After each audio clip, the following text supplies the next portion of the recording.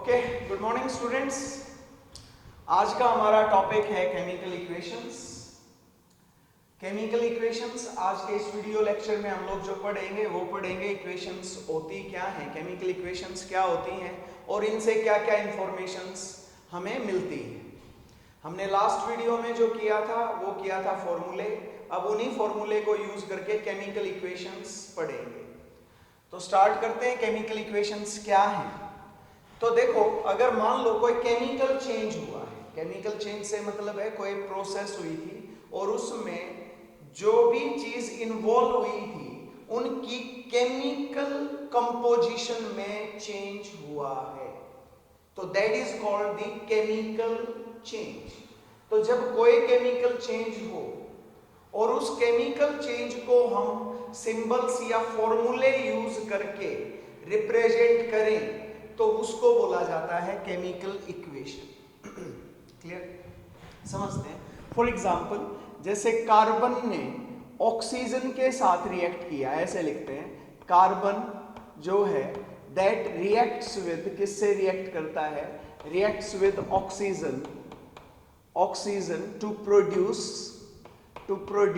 CO2, to produce carbon dioxide. ऐसे पूरा ही लिख रहा हूं, कार्बन डाइऑक्साइड। अब आप सबको इनके सिंबल भी पता है और फॉर्मूले भी पता है। जैसे कार्बन का सिंबल क्या है C, ऑक्सीजन का सिंबल क्या है O, और क्योंकि O है तो मॉलिक्यूलर फॉर्म में मिलता है तो O2, और कार्बन डाइऑक्साइड का फॉर्मूला क्या है CO2, कल मैं बता चुका हूं। अब ये एक स्टेटमेंट लिखी गई है, इस स्टेटमेंट में पता चला कि there is a chemical change. Chemical change हुआ है किसमें, कार्बन और ऑक्सीजन जब एक दूसरे से रिएक्ट किए तो एक नई चीज बना दी, that is carbon dioxide. Obvious सी बात है, इनकी कंपोजिशन चेंज हो गई और हमें नई केमिकल कंपोजिशन मिल गई जिसको बोला गया कार्बन डाइऑक्साइड। अगर इस केमिकल चेंज को सिंबल्स और फॉर्मूले यूज करके अगर हम लोग रिप्रेजेंट करें, कैसे, कार्बन और ऑक्सीजन रिएक्ट किया तो रिएक्शन के लिए जिन जिन के बीच में रिएक्शन होती है उसको पॉजिटिव साइन से दिया और क्या बना दिया CO2। कन्वर्जन को दिखाने के लिए वी यूज एरो, तो इसको बोलेंगे क्या, we call it as a chemical equation. So this is a chemical equation. So what is a chemical equation, the representation of representation सबको पता होगा, of chemical change by using symbols or formulae is known as chemical equation, जो representation chemical change की है symbols या फॉर्मूले use करते हुए उसको बोला जाता है केमिकल इक्वेशन। जैसे कि मैंने ये लिखा।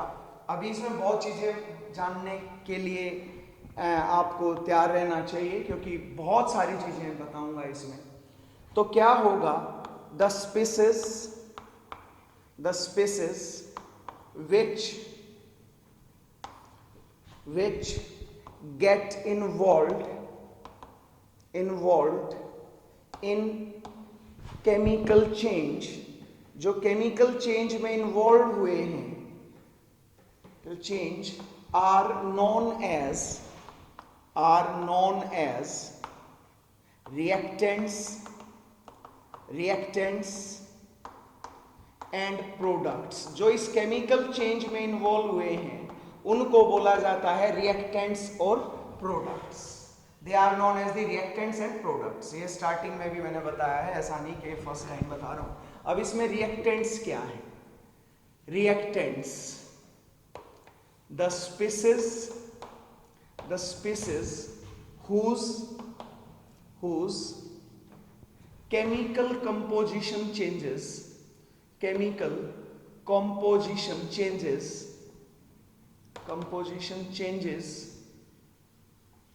during the chemical change,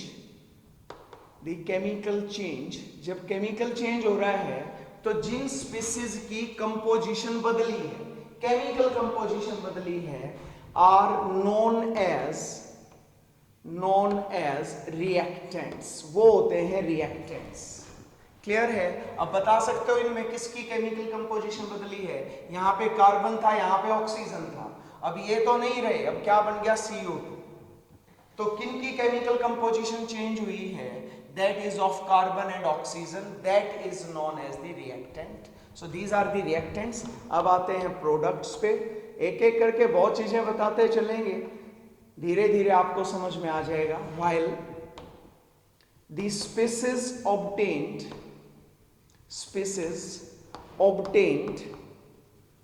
obtained after chemical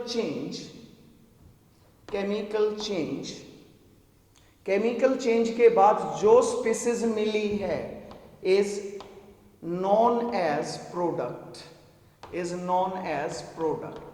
उसको बोला गया है जी प्रोडक्ट। जो चीज मिली है, ऐसा नहीं कि एक ही मिले, कई सारी मिल सकती हैं, अभी मैं बताऊंगा, तो that is known as product. ठीक है? अब याद रखना, reactants in a chemical reaction, जब आप केमिकल रिएक्शन में को लिखोगे तो कैसे रिएक्टेंट लिखोगे और कैसे प्रोडक्ट लिखोगे? The reactants and products in a chemical equation are separated by an arrow। किससे सेपरेट होंगे भाई? एरो से। They are separated by an arrow. ठीक है? और इस एरो पे रिएक्टेंट कहां लिखे जाएंगे और प्रोडक्ट कहां लिखे जाएंगे, ये भी जान लें। The reactants are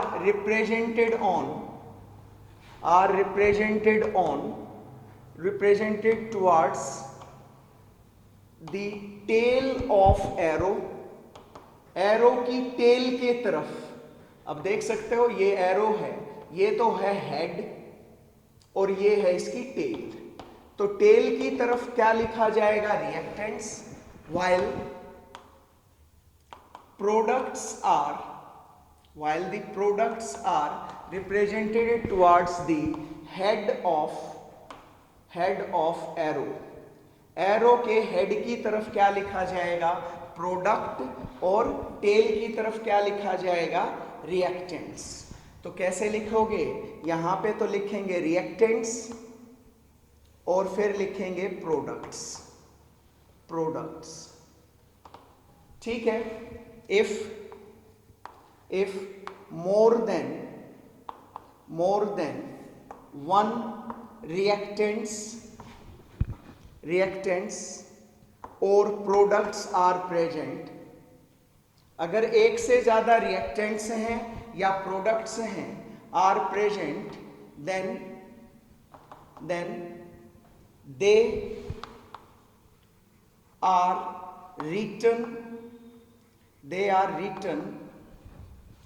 written on the same side। एक ही साइड में लिखेंगे रिएक्टेंट्स अगर एक से ज्यादा है या प्रोडक्ट एक से ज्यादा है, same side, and separated by positive sign से सेपरेट कर देंगे, मतलब उनके बीच में क्या लगा देंगे? पॉजिटिव साइन लगा।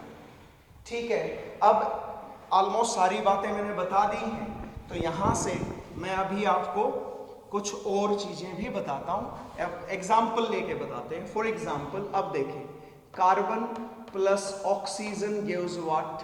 CO2। तो यहां से इस एरो से आपको क्या पता चला? इस एरो की टेल की तरफ है तो ये रिएक्टेंट्स है, so these are the reactants, और ये जो हेड की तरफ है तो ये क्या है? प्रोडक्ट है। तो दिस इज अ प्रोडक्ट, ये रिएक्टेंट और ये प्रोडक्ट। क्लियर है? अब यहां पर क्योंकि एक से ज्यादा रिएक्टेंट थे तो दोनों को एक ही साइड लिखना है, क्योंकि रिएक्टेंट्स हैं तो सीधी सी बात है टेल की तरफ लिखे जाएंगे, और दोनों को कैसे सेपरेट करना है, पॉजिटिव साइन से सेपरेट करना है। क्लियर है? और ले लें, लाइक मीथेन ले लिया, methane react with oxygen to give CO2 plus H2O, CO2 plus H2O। Clear है? ये भी आपको साथ ही लिखनी। क्लियर? मेरे हिसाब से मैंने क्लियर कर दिया होगा। CH4 प्लस ऑक्सीजन, ये दोनों रिएक्टेंट हैं और ये दोनों प्रोडक्ट्स हैं। क्लियर है?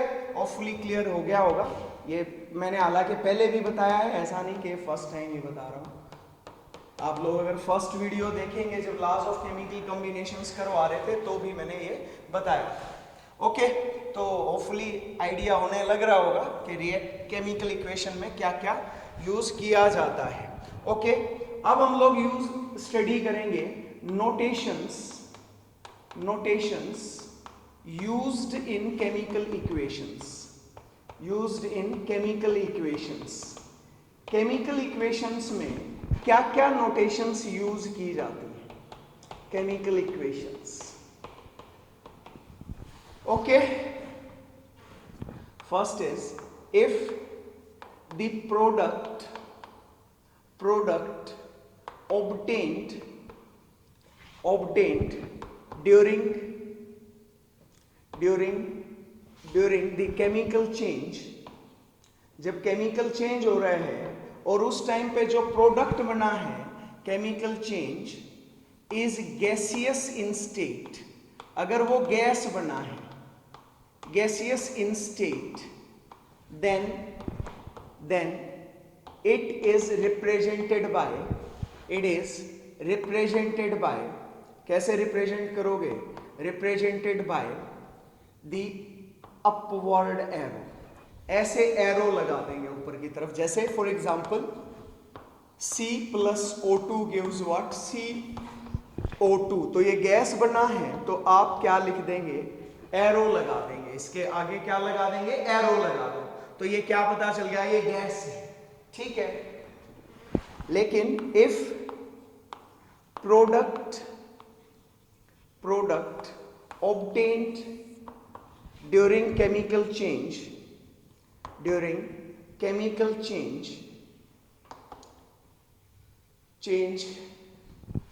is insoluble in solution, जो सॉल्यूशन था जिसमें सोल्यूट सॉल्वेंट दोनों के दोनों मिले हुए थे और जो प्रोडक्ट बना वो उस सॉल्यूशन में डिसॉल्व नहीं होता है, is insoluble in solution and hence separate out, वो क्या हो जाएगा, अलग होगा, separate out in solid state, वो सॉलिड स्टेट में सेपरेट हो रहा है, वो उसमें घुल नहीं रहा और वो सॉलिड स्टेट में प्रोड्यूस हो रहा है, then it is represented by, तो इसको कैसे रिप्रेजेंट करेंगे, रिप्रेजेंटेड बाय डाउनवर्ड एरो, कैसे लगाएंगे इसको, डाउनवर्ड एरो से। ओके, एक एग्जांपल लेते हैं, like AgNO3 silver nitrate plus KCl। देखो भाई स्टूडेंट्स, जो खासकर फर्स्ट टाइम पढ़ रहे हो सकता है तुम में से कई सारे बच्चों को ये पता ही ना हो, तो इसलिए मैं किसी भी स्टूडेंट को फोर्स नहीं कर रहा हूं कि ये, और तुम लोग अपने दिमाग में भी ये ज्यादा जोर ना डालो ये तो मुझे आता ही नहीं, कोई प्रॉब्लम नहीं है, प्रैक्टिस से आएंगे, धीरे धीरे आएंगे, आगे जैसे जैसे केमिस्ट्री पढ़ते जाओगे सीख जाओगे, ये सारी चीजें आपको मिलेंगी। बस आपको तो इस इक्वेशन में ये बताना है कि कौन सी चीज जो सॉल्यूशन था उस सॉल्यूशन में डिसॉल्व ना होके सॉलिड की फॉर्म में सेपरेट हो रही है, सॉलिड की फॉर्म में सेपरेट हो रही है। तो क्या हुआ, जैसे ही इन दोनों ने रिएक्ट किया तो बना लिया AgCl प्लस KNO3, तो ये रिएक्शन कैसे हुई, फॉरगेट अबाउट इट, धीरे धीरे पता चलेगा, बस तुम्हें इसका मतलब समझना है इस केमिकल इक्वेशन का। तो ये डाउनवर्ड एरो, तो इसके आगे क्या लगा दिया, डाउनवर्ड एरो, इसका मतलब ये उस सॉल्यूशन में घुल ही नहीं रहा था, ये सॉलिड की फॉर्म में सेपरेट हो गया। तो ये क्या है, ये आपका सॉलिड की फॉर्म में निकला हुआ एरो है और इसको निकला हुआ सब्सटेंस है, प्रोडक्ट है, जिसको हमने डाउनवर्ड एरो से रिप्रेजेंट कर दिया है। क्लियर है स्टूडेंट्स? मेरे हिसाब से मैंने क्लियर कर दिया होगा। डाउनवर्ड एरो तब आएगा जब कोई चीज ना घुले। इनको बोलते हैं सच insoluble substances are known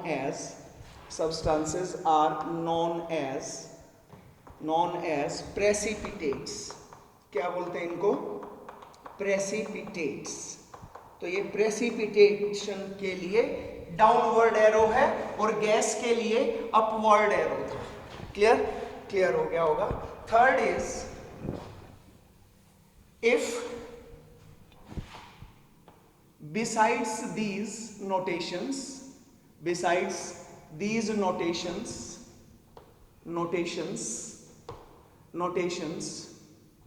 the physical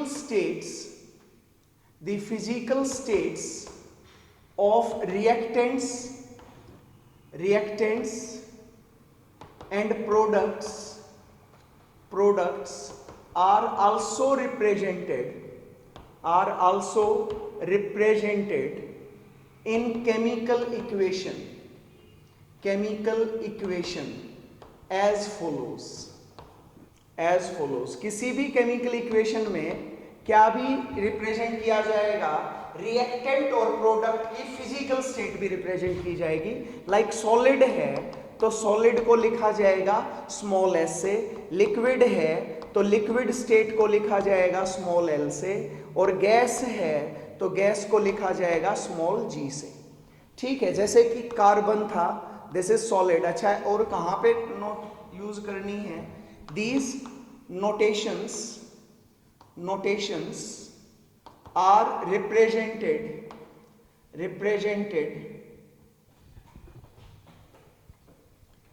in brackets and subscript of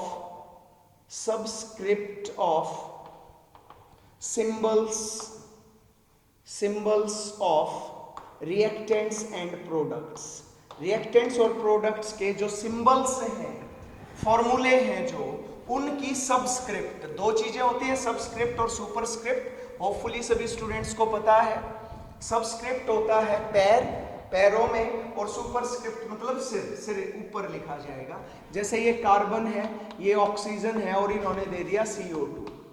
अब उसने क्या लिख दिया? कार्बन के नीचे लिख दिया है small s, it is solid in state. Oxygen के आगे लिख दिया गैस, तो ये गैसियस इन स्टेट, और ये G, ये भी गैसियस इन स्टेट। क्लियर है? होपफुली सब कुछ क्लियर हो रहा होगा। तो कार्बन सॉलिड, ऑक्सीजन के आगे गैस, CO2 के आगे गैस। क्लियर है? ऐसे ही और ले लें, लाइक नाइट्रोजन है गैस लिख दिया, प्लस ऑक्सीजन है गैस। याद रहे इनका सबस्क्रिप्ट है, ये नीचे की तरफ लिखना है। सो this is N2O, nitrous oxide बन गया, सो this is also a gas. Clear? Okay, so this is the way you can write. Okay, next fourth है, in case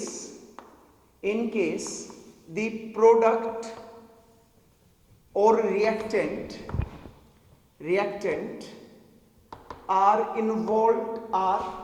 reactant used in chemical equation are used in chemical equation are in form of their aqueous solutions।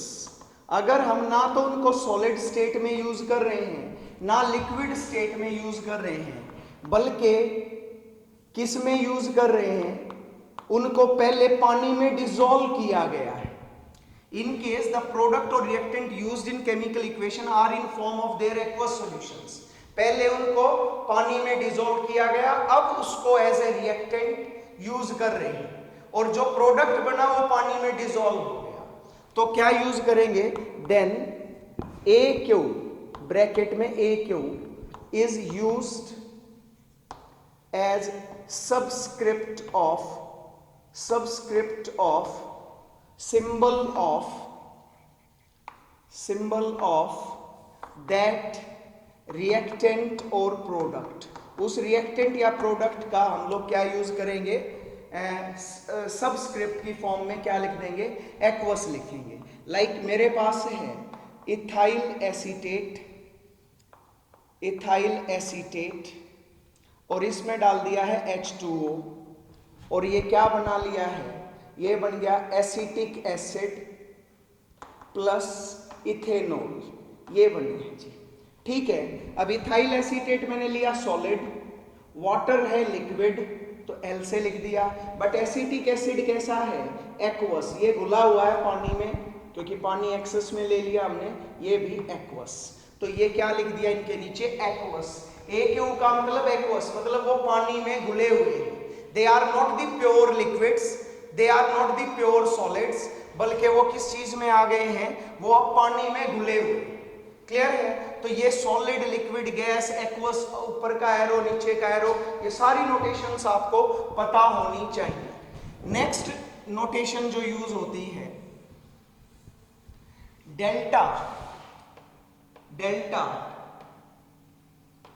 if represented, delta is this one, delta if represented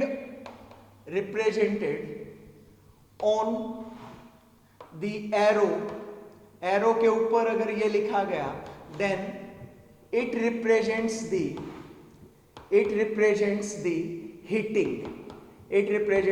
heating, ये heating को represent करता है।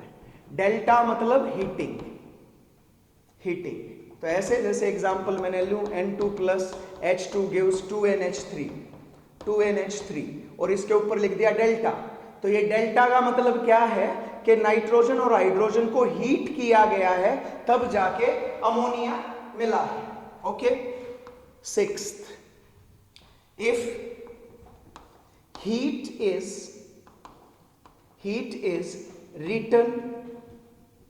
written in chemical equation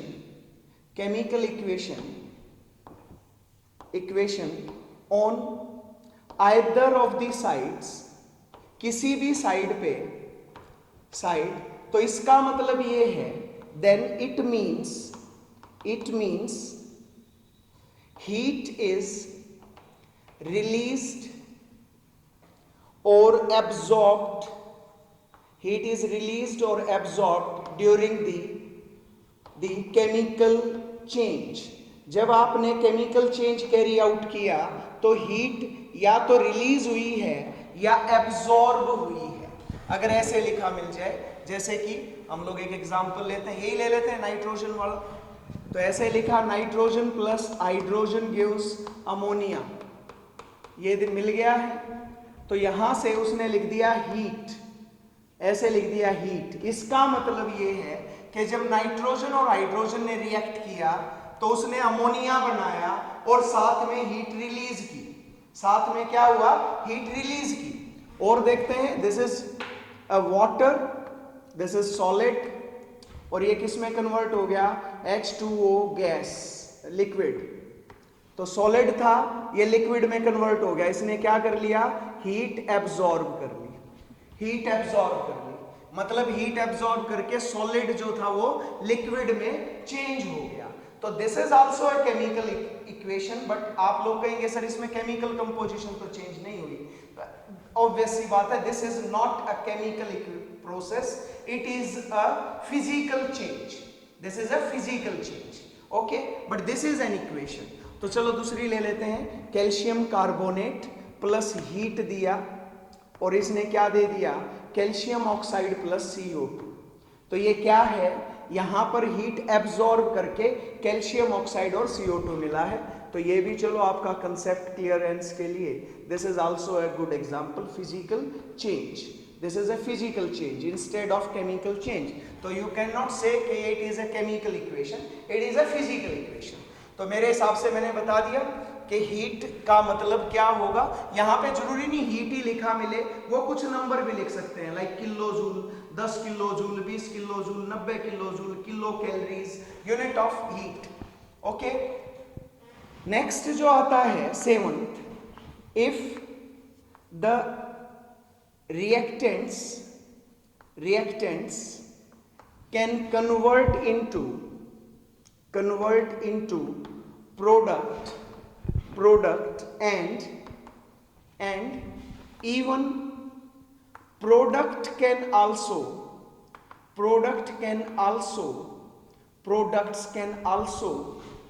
react with each other.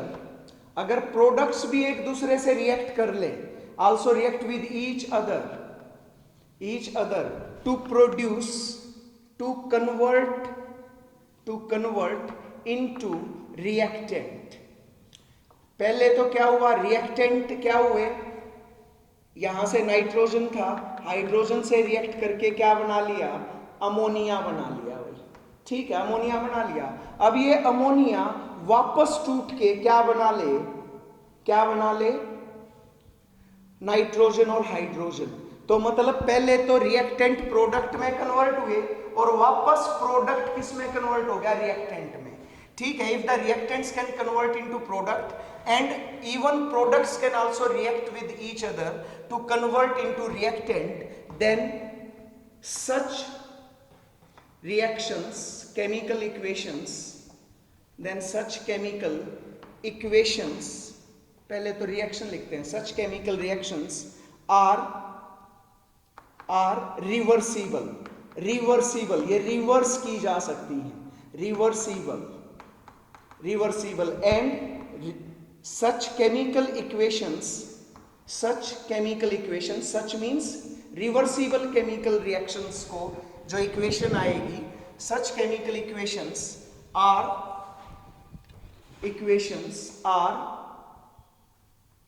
represented by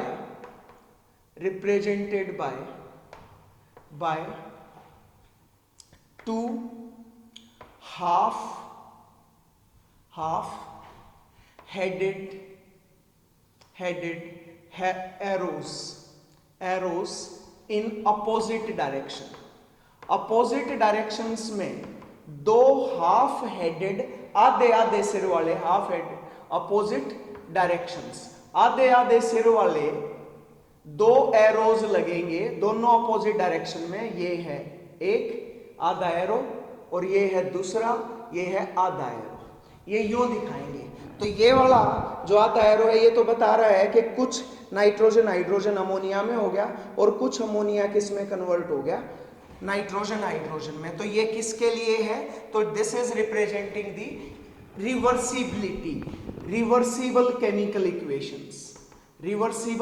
chemical equations में हम लोग ये use करते हैं भाई। तो दो हेडेड एरोज हैं बट अपोजिट डायरेक्शन में, क्लियर है, हाफ हेडेड एरोज हैं। तो ये है, और कुछ एक केसेस में क्या हो सकता है, in some of the chemical equations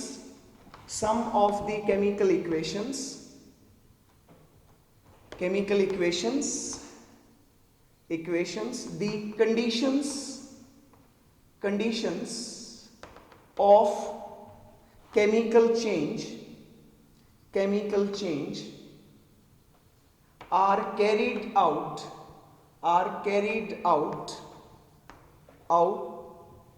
chemical change are represented on arrow arrow के ऊपर भी हम कंडीशंस को लिख सकते हैं, ठीक है। जैसे कि nitrogen plus hydrogen gives what, 2NH3। अब पता चला कि ये जो है ये रिएक्शन हो रही है लगभग 720 केल्विन के ऊपर and it is carried out at 300 atmospheric pressure. तो ये जो यूनिट्स हैं ये हमें इस एरो के ऊपर लिख देते हैं। तो इनका मतलब है कि इन कंडीशंस में ये रिएक्शन हो रही है, क्लियर है। तो ये है notations used in chemical equations. मेरे हिसाब से मैंने आप लोगों को क्लियर कर दिया है कि ये क्या होता है, ठीक है। इंफॉर्मेशंस भी आपको बता दी, नोटेशंस भी बता दिया है। तो क्या क्या पता चला अब आपको, चलो मैं इंफॉर्मेशंस को और थोड़ा सा डिटेल में बताता हूँ। Informations obtained from chemical equations, और फुली सबको समझ आ रहा होगा, मैं ज़्यादा डीप में नहीं जा रहा हूँ, बट इतना तो जानना ही चाहिए आप लोगों को। तो इंफॉर्मेशंस ऑब्टेन्ड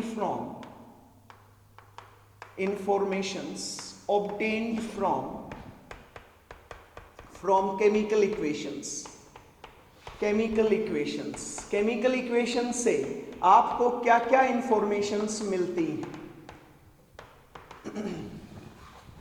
तो सबसे पहले the reactants and products involved in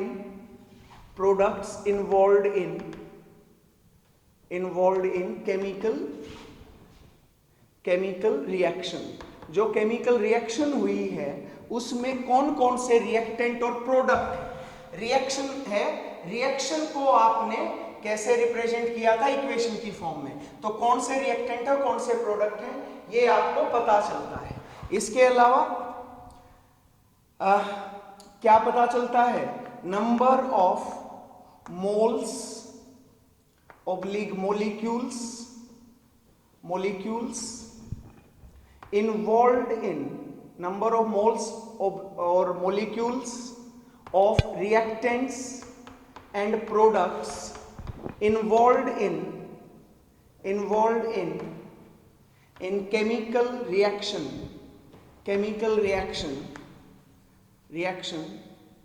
is also obtained, is also known। ठीक है, जैसे नाइट्रोजन था, it react with 3 hydrogen to give 2 NH3। ये एक बैलेंस्ड केमिकल इक्वेशन अभी बताएंगे। तो इसमें क्या हुआ, यहाँ पे this is 1, this is 3, this is 2, तो ये क्या है, this is 1 mole of nitrogen react with 3 moles of hydrogen to produce 2 moles of किसके, अमोनिया। तो हमें ये पता चल जाता है किससे, इस केमिकल इक्वेशन से। इसके अलावा relative masses of reactants and products involved in chemical equation is also known। आप उनका मास भी बता सकते हो। रिलेटिव मास कैसे पता चलता है? मैं एक ही एग्जाम्पल को बार बार इसलिए लिख रहा हूं ताकि आपको समझ में आ जाए बहुत अच्छे से। 2NH3 ये रिएक्शन है, this is a balanced chemical equation. Nitrogen का 1 मोल था, इसके आगे मॉलिक्यूल भी लिख सकते हो, 3 मोल्स थे और ये 2 मोल्स थे। ठीक है, अब मैं कहूं कि इनके मास बताओ, तो 1 मोल, नंबर ऑफ मोल से मास निकालना आता है आप लोगों को। तो 1 मोल, तो इसका मोलिकुलर मास कितना है नाइट्रोजन का? एक एटम का मास 14 होता है, तो 2 एटम का 28, तो 28 ग्राम। 3 इंटू 2 तो 6 ग्राम्स, और ये 2 इंटू नाइट्रोजन का 14, हाइड्रोजन का यहाँ पे 3 हो गया, तो 17। तो क्या पता चला, इसका मतलब 28 gram of nitrogen react with 6 gram of hydrogen to produce 34 gram of ammonia. तो रिलेटिव मास भी तो पता चल गया ना, केमिकल इक्वेशन से ही हमें सारी बातें ये पता चल सकती हैं। तो रिलेटिव मासेस। इसी तरीके से 4th is relative volume of gases. Relative volume of gases at STP can also be obtained from chemical equations। आप केमिकल इक्वेशन से क्या भी निकाल सकते हैं, रिलेटिव वॉल्यूम भी निकाल सकते हैं, STP। नहीं यार तो पीछे वाली वीडियो देखो, हर चीज को बार बार रिपीट करेंगे तो जो स्टूडेंट्स पूरा पढ़ रहे हैं उनके लिए टाइम वेस्ट होगा। तो STP is the standard temperature pressure. आपको कुछ नहीं करना, सेम वही इक्वेशन लिखो 2NH3। अब क्या हुआ, this is 1, this is 3 moles, this is 2 moles. 1 mole का वॉल्यूम कितना होता है, 22.4 litres. This is a gas, all of these are the gases. अब STP अगर आप लोग लेते हैं स्टैंडर्ड टेम्परेचर प्रेशर, तो 22.4 लीटर होता है, याद होगा मोल कंसेप्ट पे। 3 इंटू 22.4 लीटर्स, 2 इंटू 22.4 लीटर्स। तो ये सारी बातें आपको पता चल सकती हैं एक केमिकल रिएक्शन से। उनके अंदर रिएक्टेंट कौन है, प्रोडक्ट कौन है, जैसे ये रिएक्टेंट हैं, उनका मोल्स या मॉलिक्यूल्स कितने हैं वो पता चल गया। उनके अंदर कितना रिलेटिव मास रिएक्शन में कंबाइन हुआ है वो पता चल जाएगा, और कितना वॉल्यूम यूज हुआ है वो पता चल जाएगा। तो ये सारी इंफॉर्मेशंस आपको पता चल सकती हैं किससे? From the chemical equations. So this is all about it. So now we proceed with the types of chemical reactions, chemical equations, not chemical reactions, types of chemical equations. तो types of chemical equations क्या हैं?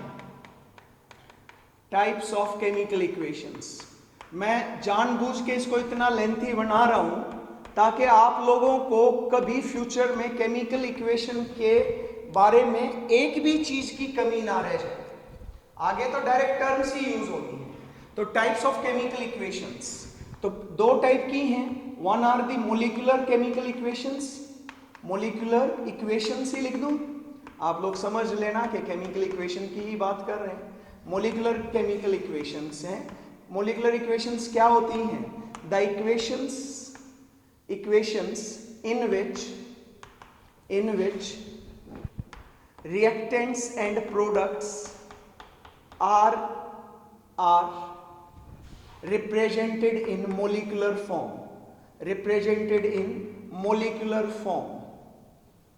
जिसमें molecular form के अंदर equations में reactant और product represent किए जाएंगे, वो होती हैं form are the molecular chemical equations. For example like मैंने कहा barium chloride is reacting with sodium sulphate, you will get what? Barium sulfate plus 2NaCl, ये मिल गया। तो इसमें this barium chloride is in molecular form, sodium sulfate is in molecular form, barium sulfate is in molecular form and sodium chloride is also in molecular form। आप लोग confuse ना हो कि sir ये तो आपने बोला था ये मोलिकुलर नहीं है, this is a formula, but this is not an ion even, ये आयन भी तो नहीं है, ठीक है। तो मोलिकुलर फॉर्म के अंदर ऐसी स्पीसीज आएंगी जिन पे चार्ज नहीं होगा, दे आर चार्जलेस। तो ऐसी स्पीसीज को हम क्या बोलते हैं? ऐसी केमिकल इक्वेशन को बोलते हैं मोलिकुलर केमिकल इक्वेशंस। दूसरी इक्वेशंस होती हैं ionic chemical equations, the equations in which reactants and oblique or, जरूरी नहीं सारे के सारे ही, and oblique or product are represented in ionic form. किस में रिप्रेजेंट किए गए हैं? आयनिक फॉर्म में। Are known as what? Ionic equations. For example, like MnO4 negative react with ferrous ion Fe2 positive, H positive gives Mn2 positive plus Fe3 positive plus H2O. So this is what? This is the ionic equation. Clear? और एक simple equation लिख देता हूं, barium ion plus sulphate ion gives what? Barium sulphate, ये दे दिया। तो this is also an ionic equation. तो जिसमें रिएक्टेंट एंड ओब्लिगोर लिखा है, दोनों भी हो सकते हैं, दोनों में से एक भी अगर आयन इन्वॉल्व है, दोनों में से एक में भी अगर आयन इन्वॉल्व है तो वो क्या है? आयनिक केमिकल इक्वेशंस होती हैं। क्लियर है? तो दो टाइप की हैं, मोलिकुलर जिनमें कि कोई भी आयन नहीं होगा, चार्ज नहीं होगा। अगर एक भी चीज में चार्ज आ जाता है, जैसे H positive plus H2O gives what? H3O positive, तो ये भी कैसी इक्वेशन होगी? This is also the chemical equation. बहुत सारे स्टूडेंट्स को मुझे पूरा यकीन है, मैं हर साल पढ़ाता हूँ, देखता हूँ बच्चे कंफ्यूज ज्यादा हो जाते हैं। तो जैसे मैंने ये इक्वेशन लिख दी, तो स्टूडेंट्स डरने की जरूरत नहीं है, ये तो मैंने लिख दिया, आपको तो बताना है कि ये आयनिक है कि मोलिकुलर है, ये तो मेरा काम है लिखने का। ऐसे ही एग्जामिनर लिखेगा, आपको तो बताना है। तो कितना याद कर सकते हो वो जब हम लोग 11th क्लास की लास्ट यूनिट में चलेंगे, तब आप देखना कि आपको वो चीजें पीछे वाली सारी की सारी मजाक लगती हैं, ये आप आराम से लिख लो। So this is all about the types of chemical equations. अब हम लोग आते हैं अपने नॉट सो इंपॉर्टेंट टॉपिक पे, और वो क्या है? Balancing of. आप लोगों को आगे का जितना भी पार्ट है जो मैं अब इसके बाद पढ़ाऊंगा, वो सारा का सारा बैलेंस्ड केमिकल इक्वेशन पे बेस्ड है। Balancing of chemical equations. Chemical equations आपको पता है मैंने काफी कुछ बता दिया, आप लोग सिर्फ इक्वेशन की डेफिनेशन याद रखो और होपफुली मैक्सिमम स्टूडेंट्स को तो ये पहले से ही पता है कि सारी चीजें जो मैंने लिखी हैं वो सारी चीजें आप पहले से जानते थे कि क्या नोटेशंस यूज होती हैं, क्या क्या इंफॉर्मेशन उससे मिलती है। अब balancing of chemical equations, the chemical equations, the chemical equation in which number of atoms of elements, the chemical equation in which number of atoms of elements, element लिख लें, element are not same on both sides, then such chemical equations, तो ऐसी chemical equations जिसमें बराबर नहीं है, are known as, क्या बोलते हैं उनको, known as skeleton equation. Those are known as the skeleton equation. जिसमें हर चीज बराबर नहीं है उसको बोलते हैं, जैसे कि यहाँ पे नाइट्रोजन लिखा, यहाँ पे हाइड्रोजन लिखा और यहाँ अमोनिया लिखा। अब क्या होगा, बैलेंस्ड इक्वेशन की डेफिनेशन अभी लिखूंगा। जैसे ये नाइट्रोजन है, नाइट्रोजन के 2 एटम, यहाँ पर नाइट्रोजन का 1 एटम, यहाँ पे हाइड्रोजन के 2 एटम, यहाँ पर हाइड्रोजन के 3 एटम। तो क्या बोला, number of atoms of element, किसी भी एलिमेंट के जो एटम्स हैं, जैसे नाइट्रोजन इज एन एलिमेंट, इसके 2 एटम थे यहाँ पे और यहाँ पे 1 है, अगर are not same on both sides, अगर एक एलिमेंट उठाओ, अगर उसके एटम्स दोनों साइड में बराबर नहीं है तो ये कैसी इक्वेशन है, तो इसको बोलते हैं स्केलेटन इक्वेशन। स्केलेटन इक्वेशन, ठीक है, ये स्केलेटन इक्वेशन है, it is not balanced. Clear है? तो this is the first one. however if all the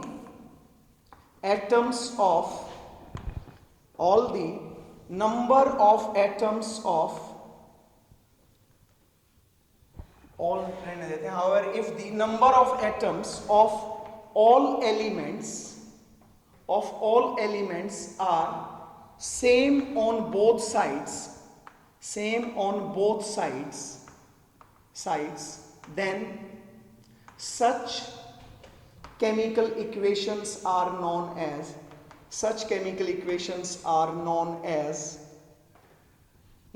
as balanced chemical equation। तो उसको क्या बोलते हैं, बैलेंस्ड इक्वेशन या बैलेंस्ड केमिकल इक्वेशन। जैसे मैं इसको 2 से मल्टीप्लाई कर दूं और इसको यहाँ पे 3 से।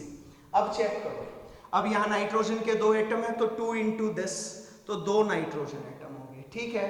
अगला है 3 दूनी 6, 6 एटम हाइड्रोजन के हैं तो 2 तिया 6, तो 6 एटम हाइड्रोजन के हैं, तो ये बैलेंस्ड है, ठीक है। तो this is now a balanced equation, तो इसको बोलते हैं बैलेंस्ड इक्वेशन। क्लियर है? तो जिसमें क्या है, if the number of atoms of all elements, जितने भी एलिमेंट्स इसमें इन्वॉल्व हैं, आर सेम ऑन बोथ साइड्स, दोनों तरफ सभी एलिमेंट्स के एटम्स सेम हैं, तो उसको बोलेंगे हम लोग क्या, बैलेंस्ड केमिकल इक्वेशंस। क्लियर है? अब इस प्रोसेस को, the process of balancing of chemical equation, the process of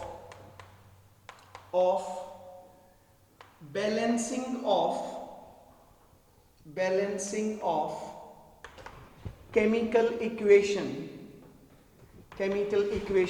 can be done by, आप में से कई बच्चे सोच रहे होंगे सर हम कैसे बैलेंस करेंगे, तो आप लोग ऐसे बैलेंस करेंगे, can be done by any of following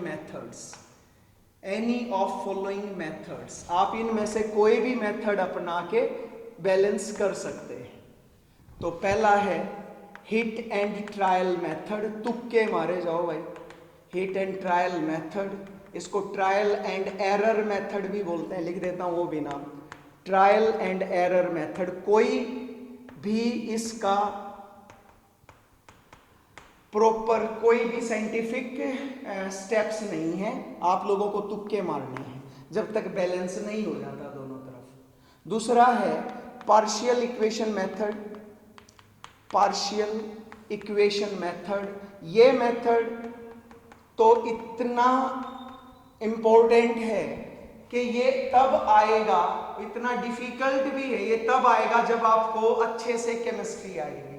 तो ये अभी 11th क्लास और पहला यूनिट आप इसको कर नहीं पाओगे, बट मैं बता दूंगा कैसे करते हैं। थर्ड है ion electron method, ion electron method. और चौथा है ऑक्सीडेशन नंबर मेथड। ये आप लोग आराम से कर लोगे, ऑक्सीडेशन नंबर मेथड। बट ये आप लोग करेंगे किस यूनिट में, जब हम लोग रिडॉक्स रिएक्शंस पे पहुंचेंगे। तो उससे पहले बहुत चीजें पढ़नी है। रिडॉक्स रिएक्शंस, ठीक है, रिडॉक्स रिएक्शंस के अंदर हम लोग पढ़ेंगे आयन इलेक्ट्रॉन मेथड और ऑक्सीडेशन। तो इस यूनिट में नहीं बताऊंगा।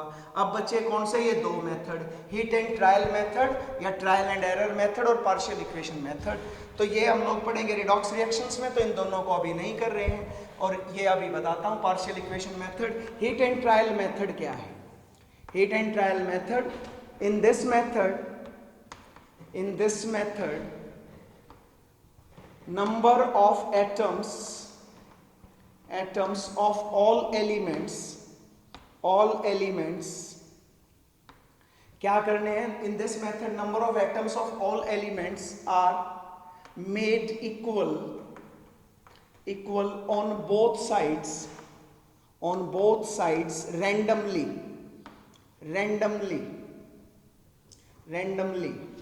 until they become equal, जब तक वो इक्वल नहीं हो जाते तब तक आपको तुक्के मारते जाना है।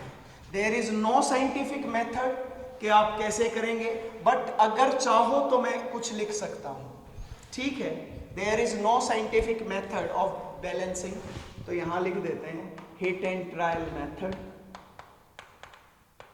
ओके, तो चेक करते चलना भाई कैसे करना है। ओके, फर्स्ट स्टेप क्या है? तो हीट एंड ट्रायल मेथड। तो बाय यूजिंग दिस मेथड आप लोग बैलेंस कैसे करोगे? Balancing can be done in following veg. Balancing can be done by using following steps. आप ये स्टेप्स यूज करके देख लेना, बने बात तो ठीक है, नहीं तो रहने देना, ठीक है भाई, तुक्के मारते रहना, ठीक है। कोई साइंटिफिक नहीं कि आपको यही स्टेप्स यूज करने हैं, मैं साफ साफ कह रहा हूँ, ऐसा कुछ जरूरत नहीं। हम लोग इवन कोचिंग क्लासेस में ये वाला पार्ट करवाते भी नहीं है। ये सिर्फ और सिर्फ आपके इसलिए पढ़ा रहा हूँ कि आप लोगों में से कुछ बच्चे सिर्फ 11th के लिए भी पढ़ रहे होंगे, they are not appearing for any of the competitive exam, तो इसलिए उनके लिए बता देता हूँ। Can be done by using, तो कैसे करेंगे? Write the skeleton equation. Skeleton equation लिख दे भाई, पहला काम तो यही है। जैसे कि ये था नाइट्रोजन, ये था हाइड्रोजन और ये थी अमोनिया, भाई ये लिख दिया। इसी को बैलेंस कर लेते हैं, और भी कर लेंगे। अच्छा, एक याद रखना, हीट एंड ट्रायल मेथड सिर्फ और सिर्फ सिंपल केमिकल इक्वेशंस पे लगेगा। जब एक ही एलिमेंट, जैसे कि यहाँ पे नाइट्रोजन था, तो एक ही कंपाउंड के अंदर, एक ही मॉलिक्यूल के अंदर नाइट्रोजन यूज हो रहा है। अगर ये 3-4 जगह होता तो वो कॉम्प्लेक्स इक्वेशंस हो जाती, तो वहां पर हम लोग ये एक मेथड अप्लाई नहीं कर पाएंगे, और ये स्टेप्स तो बिल्कुल भी नहीं। Right the skeleton equation. if a gas is present in its molecular form, in its elemental form, not molecular form, in its elemental form, जैसे कि वैसे तो यहाँ पे तीनों ही गैसेस हैं, but this is the molecular form और ये एलिमेंटल फॉर्म में है, मतलब प्योर नाइट्रोजन है, वो कोई मोलिक्यूल नहीं बना रही, वो प्योर गैस है। तो ये नाइट्रोजन, ये एलिमेंटल फॉर्म्स हैं, elemental form. then write them in their atomic form, उनको उनकी एटॉमिक फॉर्म में लिख लो भाई। एलिमेंटल फॉर्म से हटा के, नाइट्रोजन है तो क्या करें, NH और NH3, इसको तो नहीं लिख सकते ना, ऐसे ऐसे लिख दे, ठीक है। नाउ थर्ड स्टेप क्या है, now balance all the atoms involved in the largest formula involved in chemical equation में जो सबसे बड़ा फार्मूला हो उसके सारे एटम्स को बैलेंस करो, ये है सबसे बड़ा फार्मूला। नाइट्रोजन यहाँ पे एक है, यहाँ हाइड्रोजन 3 है, ओके, हो गया बैलेंस हो गया ना भाई। यहाँ पे 3 हाइड्रोजन थे, इसको 3 कर दिया। अब क्या करना है, fourth, now multiply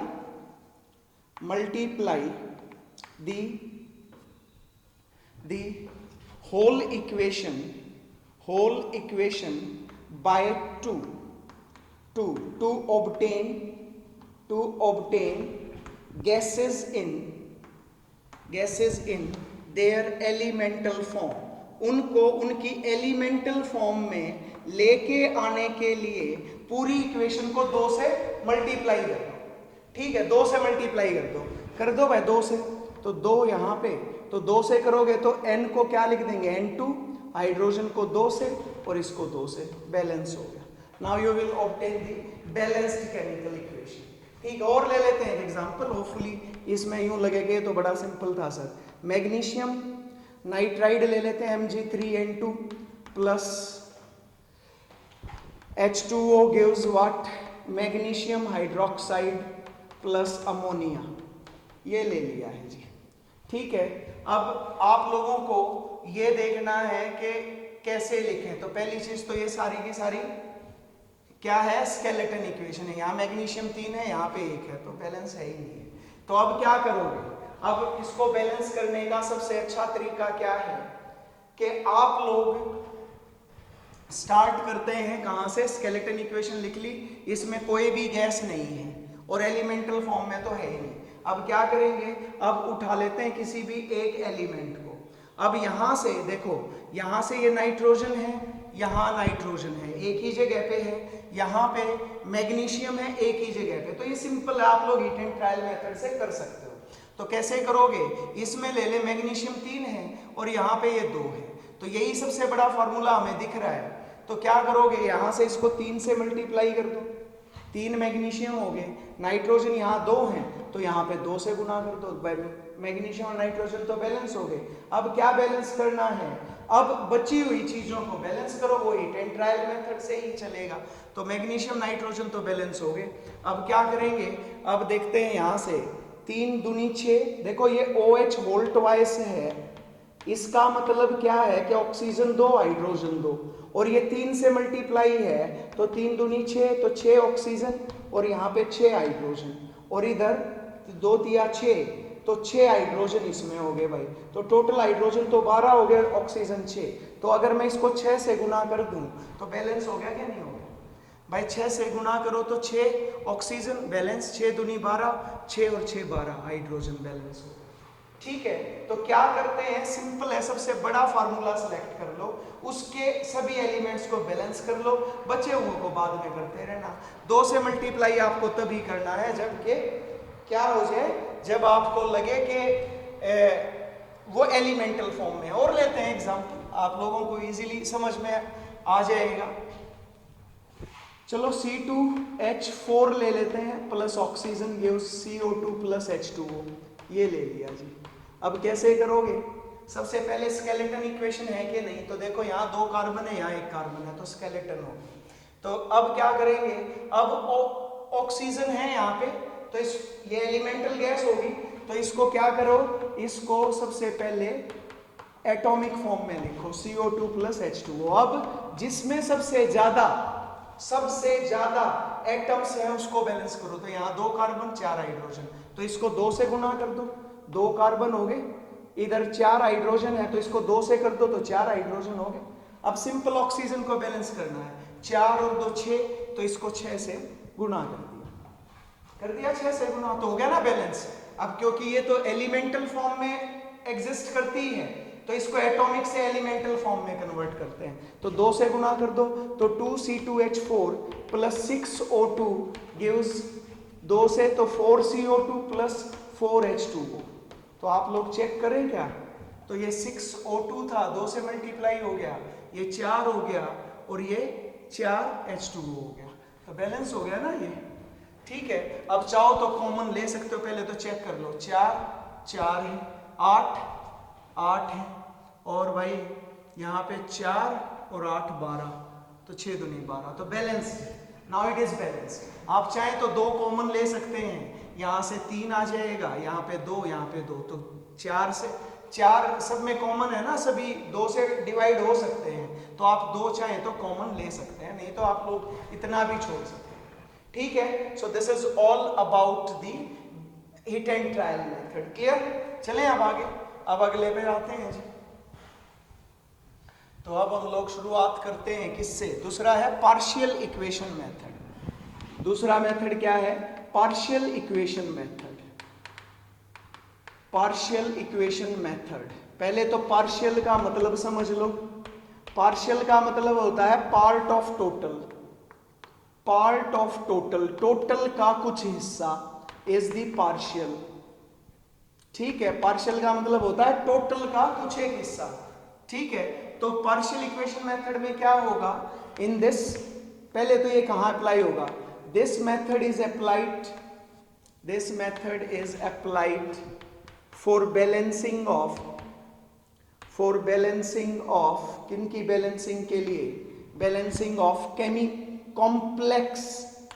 complex chemical equations. Complex chemical equations में ये बैलेंस होगा, जिनको हम लोग easily hit and trial method से बैलेंस नहीं कर पाते हैं। तो मैं लिखता हूं यहां पे एक इक्वेशन, फॉर एग्जांपल, जैसे this is KMnO4 plus H2SO4 plus FeSO4 gives what, K2SO4 plus MnSO4 plus Fe2SO4 whole thrice plus H2। ये इक्वेशन ले ली भाई। अब इसको बैलेंस करो, अब इसको बैलेंस करना it is not so easy, आप लोग इसको बैलेंस नहीं कर सकते हो इससे, किससे, हिट एंड ट्रायल मेथड से, क्योंकि यहां देखोगे तो सल्फर यहां है 2 जगह पे, 1 2 3 जगह पे यहां पे है, तो आप बैलेंस कैसे करोगे, एक ही जगह होता तो हिट एंड ट्रायल मेथड लगा देते, तो यहां पर पार्शियल इक्वेशन मेथड से होगा। तो इसमें क्या होगा, in this method the complete equation is divided into 2 or more chemical equations।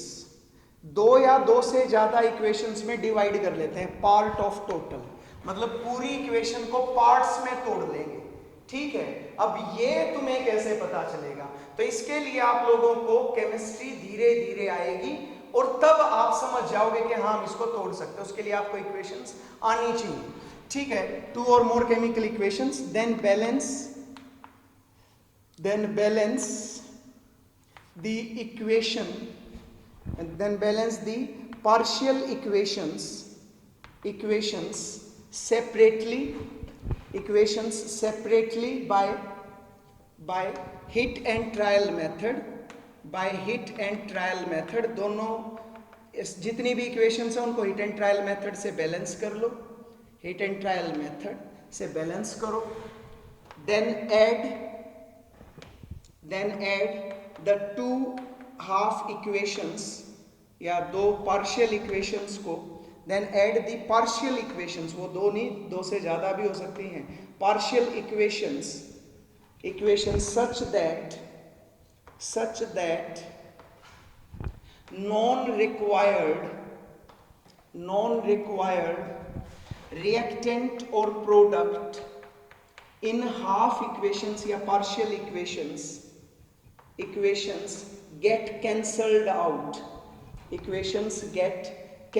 out, आपको इस तरीके से ऐड करना है कि उनमें जो भी हमें जरूरत नहीं है, जैसे यहाँ KMnO4H2SO4 FeSO4 जरूरत है।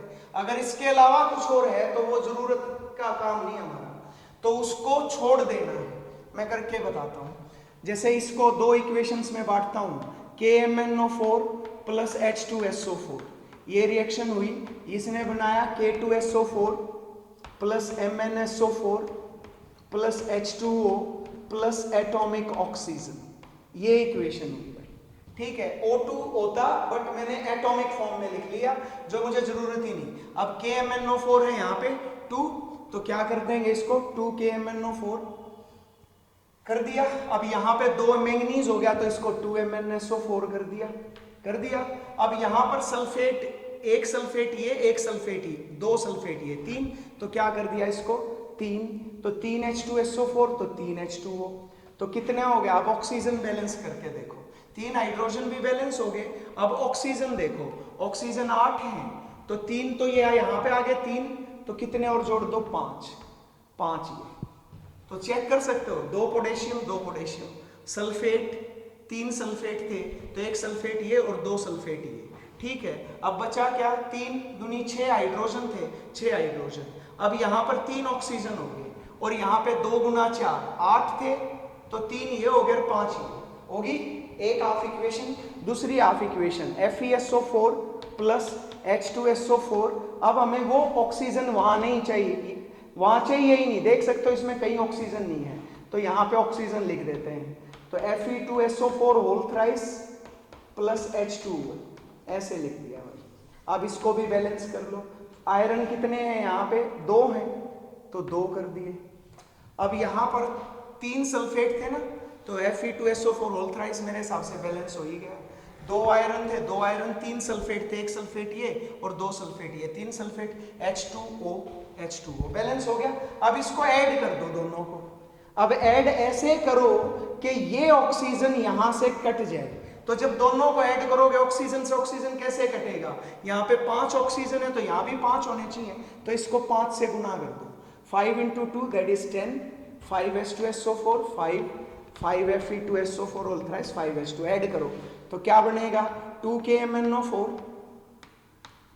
प्लस 3H2SO4 और 5 8H2SO4 प्लस 10 FeSO4 5 ऑक्सीजन से 5 ऑक्सीजन कैंसिल। अब क्या बचा K2SO4 plus 2MnSO4 plus 5 Fe2SO4 whole thrice plus 5 water molecule ये 3 ये 8H2O। मैं फिर कह रहा हूं ये चीजें आपको तब आएंगी जब आप धीरे धीरे केमिस्ट्री समझोगे, तो अभी के लिए ये जरूरी नहीं है डियर।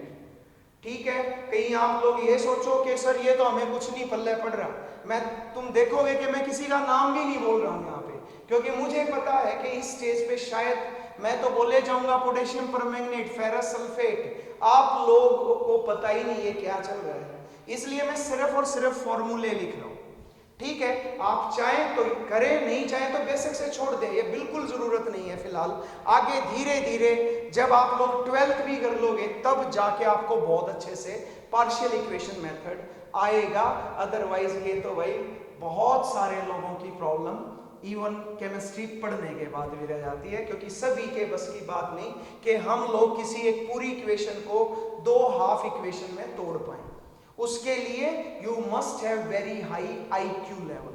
ओके, तो स्टूडेंट्स मुझे जरूरत नहीं उसकी भी, तो मैंने बता दिया आप लोगों को 2 मेथड थे, हिट एंड ट्रायल मेथड और दूसरा था partial equation method. Partial equation method से हमने बैलेंसिंग करना सीख लिया, तो मेरे हिसाब से ये चीज क्लियर होगी आपको। अब मैं नया टॉपिक पे आ रहा हूं, this is all about the chemical equations. Chemical equations के बारे में जितना आपको जानना था उतना जान चुके हो। केमिकल इक्वेशन होती क्या है, क्या होती है जब हम सिंबल्स की फॉर्म में किसी केमिकल चेंज को रिप्रेजेंट करते हैं। अब आती है बात हमारे पास बहुत ही इंपॉर्टेंट टॉपिक आ गया है, और वो है क्या, stoichiometry. Stoichiometry involved in chemical equation। Chemical equations में क्या स्टोइकियोमेट्री है वो अब आप जानेंगे। केमिकल इक्वेशंस, स्टोइकियोमेट्री, तो बहुत सारी चीजें आ गई होंगी अब आप लोगों को तो कि स्टोइकियोमेट्री क्या है सर, केमिकल इक्वेशन में ये कैसे अप्लाई होगी। ये बहुत जरूरी टॉपिक है। ये अगर आपको समझ में आ गया तो ये समझो कि केमिस्ट्री समझ सकते हो, आप में बहुत अच्छा आईक्यू लेवल है। तो स्टोइकियोमेट्री क्या है, तो स्टोइकियोमेट्री से स्टार्ट करते हैं। चलो भाई, तो स्टोइकियोन मतलब होता है, स्टोइकियोन, ये बाइबल में ये वर्ड आता है। स्टोइकियोन का मतलब होता है एलिमेंट। स्टोइकियोन मीन्स होता है element. Metre, you know metre is derived from the word meterion. Meterion means होता है मेजरमेंट, मेजरमेंट, मेजरमेंट, ठीक है। Stoichiometry involve in chemical equation. तो स्टोइकियोमेट्री क्या होती है, दी measurement of elements involved in a chemical equation is known as stoichiometry. That is known as stoichiometry. बहुत सारी चीजें अभी भी क्लियर नहीं हुई।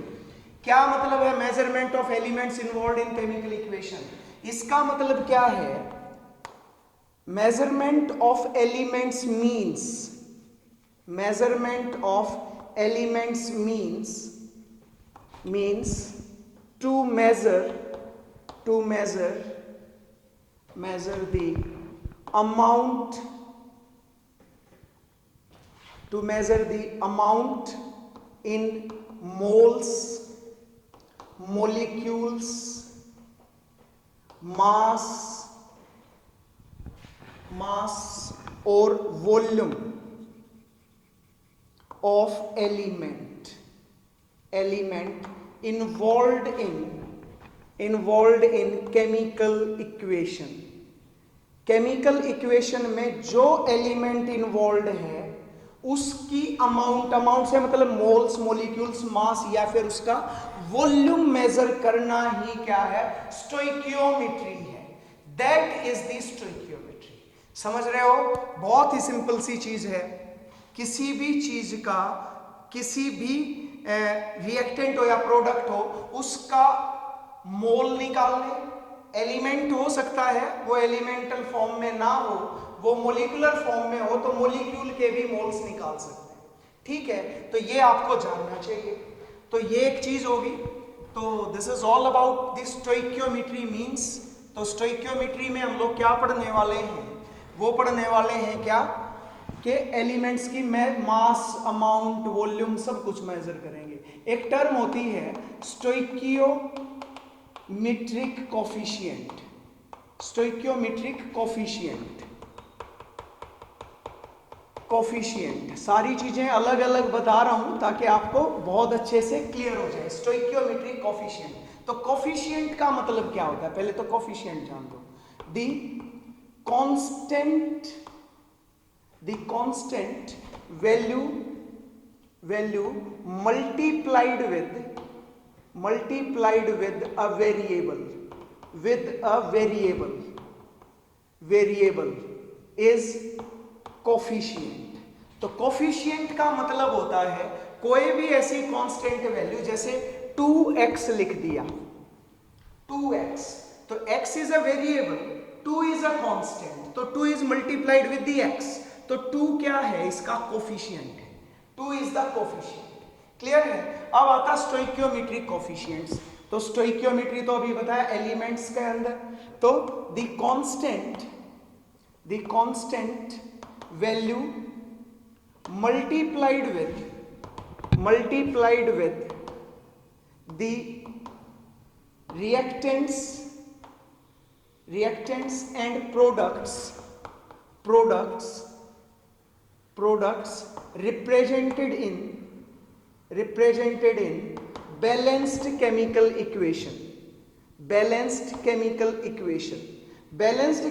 equation में जो रिएक्टेंट और प्रोडक्ट के साथ कांस्टेंट वैल्यू आएगी is stoichiometric coefficient, is stoichiometric coefficient. For example, जैसे 1 mole of nitrogen react with 3 moles of hydrogen to give 2NH3, 2NH3। ये इक्वेशन थी, बैलेंस्ड केमिकल इक्वेशन है, बैलेंसिंग सीख चुके हो। तो ये 1 क्या है, ये 3 क्या है और ये 2 क्या है? These are the stoichiometric coefficients, stoichiometric coefficients. So these are the stoichiometric coefficients. ठीक है जी, stoichiometric coefficients। मैं क्लियर हूं ना? मतलब आप लोग इजीली समझ पा रहे हो ना कि ये stoichiometric coefficient है जो कि किससे रिएक्टेंट और प्रोडक्ट से जो मल्टीप्लाई किया गया है, जो constant value balanced chemical equation में, उस कांस्टेंट वैल्यू को ही स्टोइकियोमेट्रिक कोफिशिएंट बोला जाता है। ओके, तो स्टोइकियोमेट्रिक कोफिशिएंट बताती क्या है? स्टोइकियोमेट्रिक कोफिशिएंट ऐसे पूरा लिखते हैं, in a balanced chemical equation, balanced chemical equation stoichiometric coefficients tells about the, किसके बारे में? tells about the number of moles of reactants and products,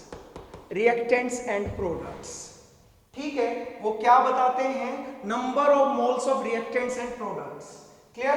तो इसका मतलब अगर मैं नाइट्रोजन 3 हाइड्रोजन लिखूं और 2NH3 लिखूं, तो इसका मतलब ये है कि 1 mole of nitrogen react with 3 moles of hydrogen to produce 2 moles of ammonia. When 1 mole of nitrogen react with 3 moles of hydrogen to give 2 moles of ammonia। तो ये है क्या? आपका मोल्स बता रहे हैं stoichiometric coefficients. by using the number of moles of reactants and products, we can measure, क्या measure कर सकते हैं? we can measure the relative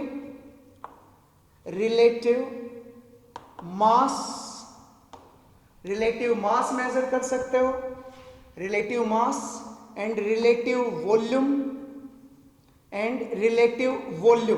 relative भी लिख देता हूं, and relative volume, ठीक है। रिलेटिव वॉल्यूम कैसे करते हैं? It can be done, relative volume कब निकालेंगे आप लोग? At STP।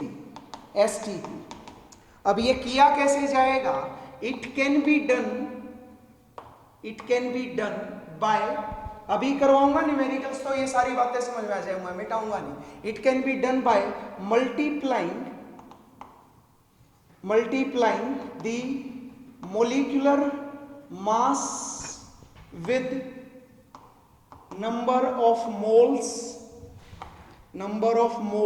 or 22.4 liter at STP with number of moles। अगर आपको रिलेटिव वॉल्यूम निकालना है तो मोल्स के साथ आप 22.4 लीटर को मल्टीप्लाई कर दें, और अगर आपको मास निकालना है तो उसके मोलिकुलर मास से मल्टीप्लाई कर दें। फॉर एग्जाम्पल जैसे कि कोई कहे कि आपको बताना है क्या कि नाइट्रोजन और हाइड्रोजन जो थे आपस में रिएक्ट करके और अमोनिया प्रोड्यूस कर रहे हैं, ठीक है, अमोनिया प्रोड्यूस कर रहे हैं। तो उन्होंने पूछ लिया आपसे कि बताओ भाई कि कितना ग्राम अमोनिया प्रोड्यूस होगा जब 1 मोल नाइट्रोजन 3 मोल हाइड्रोजन से रिएक्ट करेगा। What is the amount in gram of ammonia produced when 1 mole of nitrogen reacts with 3 moles of hydrogen। 3 mole of hydrogen से रिएक्ट करे तो कितने ग्राम अमोनिया प्रोड्यूस होगा? तो आप लोग क्या करेंगे, यहां से नाइट्रोजन, यहां से हाइड्रोजन, और क्या बना लें, अमोनिया। बैलेंस्ड इक्वेशन लिख लिया। अब इसके नीचे एक लिखेंगे 1 मोल 3 मोल, तो 1 मोल ही दिया हुआ है, ये 3 मोल है और ये 2 मोल्स हैं। तो अभी क्या निकालना है आपको, अमोनिया का मास निकालना है, मास। तो मास करने के लिए इसका मोलिकुलर मास से गुना कर दो, तो इसका मोलिकुलर मास 17 है, तो कितना हो गया 34 ग्राम। तो when 1 mole of nitrogen react with 3 moles of hydrogen, that it produces 34 ग्राम। 34 ग्राम क्या प्रोड्यूस करेगा, क्या दे देगा ये, अमोनिया रिलीज करेगा। अगर इसकी बजाय what is the volume of, अगर ऐसे हो जाता तो volume of ammonia, volume of ammonia at STP produced when 1 mole of nitrogen react with this. तो अब क्या करोगे, यहां पे अब इसका वॉल्यूम निकालना है, तो अब क्या करेंगे, इसको 22.4 लीटर एट STP से मल्टीप्लाई कर देंगे। कर दिया मल्टीप्लाई, तो अब कितना आ गया 22.4 इंटू 2, तो 44.8 litres of ammonia is produced when 1 mole of nitrogen react with 3 moles of hydrogen. Clear. तो अब यहां से आपको पता चला, so the stoichiometry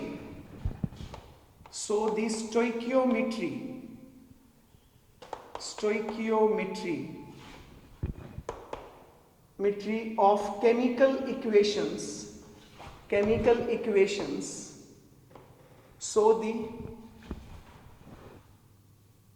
stoichiometry of chemical equations can be classified into following relations।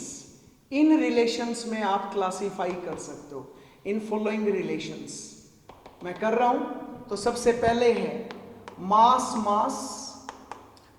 दिया हो, मास निकालना हो। दूसरा है मास वॉल्यूम, मास दिया हो, वॉल्यूम निकालना हो। तीसरा है वॉल्यूम दिया हो, मास निकालना हो। और फाइनली वॉल्यूम दिया हो और वॉल्यूम ही निकालना हो, वॉल्यूम दिया हो और वॉल्यूम ही निकालना हो। क्लियर है। ये स्टोइकियोमेट्री केमिकल इक्वेशंस की जो है, आप इसको क्लासीफाई कर सकते हो इन रिलेशंस में। ठीक है, आपको जैसे यहां मोल दिए थे, मोल से वॉल्यूम निकालना था, मास दिया होता, मास निकालना होता। तो जैसे एक एग्जांपल से लेते हैं, इसमें कई सारी चीजें हैं इसलिए ज्यादा एग्जांपल नहीं कर पाएंगे, क्योंकि उसके लिए एक कंसेप्ट और आना चाहिए। तो हम लोग लेते हैं calcium carbonate decomposes to give CaO plus CO2। ये सब आपको दिया मिलेगा। बेस छोटी छोटी इक्वेशंस तो हो सकता है वो तुम्हें खुद भी लिखनी पड़े, बट बड़ी इक्वेशन सारी की सारी एग्जामिनर देगा। कैल्शियम कार्बोनेट, अब समझते हैं क्वेश्चन क्या है। क्वेश्चन क्या है, what is the mass of calcium oxide produced on decomposition of 50 gram of calcium carbonate. 50 gram calcium carbonate से कितने ग्राम कैल्शियम ऑक्साइड मिलेगा। तो क्या दिया है, मास निकालना है, मास दिया हुआ है। तो पहला काम क्या है, steps to solve numericals based on stoichiometry पे बेस्ड जो न्यूमेरिकल्स हैं, सारे के सारे एग्जाम्पल दूंगा, ऐसा नहीं कि एक भी नहीं छोड़ूंगा, जितनी भी रिलेशंस हैं। तो सबसे पहले राइट बैलेंस्ड केमिकल इक्वेशन। सबसे पहला काम क्या करेंगे, बैलेंस्ड केमिकल इक्वेशन लिखें। लिख ली, यही लिख देते हैं, calcium carbonate gives calcium oxide plus CO2। अब क्या करेंगे, सेकंड स्टेप में क्या करेंगे, right relative number of moles of reactants and products below their symbols, below their formulae भी हो सकते हैं और सिंबल्स भी यूज कर सकते हो। उनके फार्मूलों के नीचे। कैल्शियम कार्बोनेट के कितने हैं 1, इसका भी 1, इसका भी 1।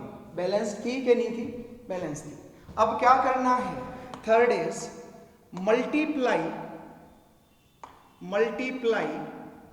the number of moles with molecular mass से मल्टीप्लाई करना है इफ मास इज गिवन और टू बी कैलकुलेटेड। जो भी चीज हो, कैलकुलेट करना हो या दिया हुआ हो, तो मोलिकुलर मास से मल्टीप्लाई करो। ठीक है, the number of moles with molecular mass और with 22.4 litre if volume is given और टू बी कैलकुलेटेड।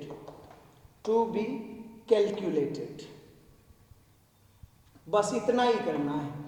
ठीक है, अब देखो कैल्शियम कार्बोनेट का मास दे रखा 50 ग्राम, तो इसका मोलिकुलर मास निकालेंगे। तो सभी बच्चे ध्यान से देखें, कैल्शियम कार्बोनेट ये है, कैल्शियम का मोलिकुलर एटॉमिक मास होता है 14, कार्बन का है 12, ऑक्सीजन का 16 इंटू 3 48 और 12 60 और 40 100, तो 1 इंटू 100।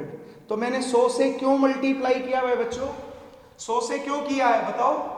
100 से इसलिए किया क्योंकि इसका मोलिकुलर मास 100 था और यहां भी मास दिया हुआ है। ठीक है, अब कैल्शियम ऑक्साइड और CO2 में, CO2 की तो हमें जरूरत ही नहीं है क्योंकि CO2 तो ना उन्होंने पूछा कहीं पे, उन्होंने कैल्शियम ऑक्साइड का मास पूछा है।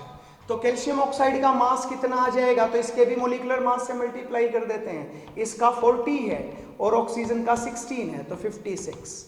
ठीक है, अब अगला स्टेप क्या करना है? Fourth step is now apply unitary method. अब आप यूनिटरी मेथड अप्लाई कर दो और आंसर ले लो भाई। ठीक है, यूनिटरी मेथड मतलब एक में निकाल लो।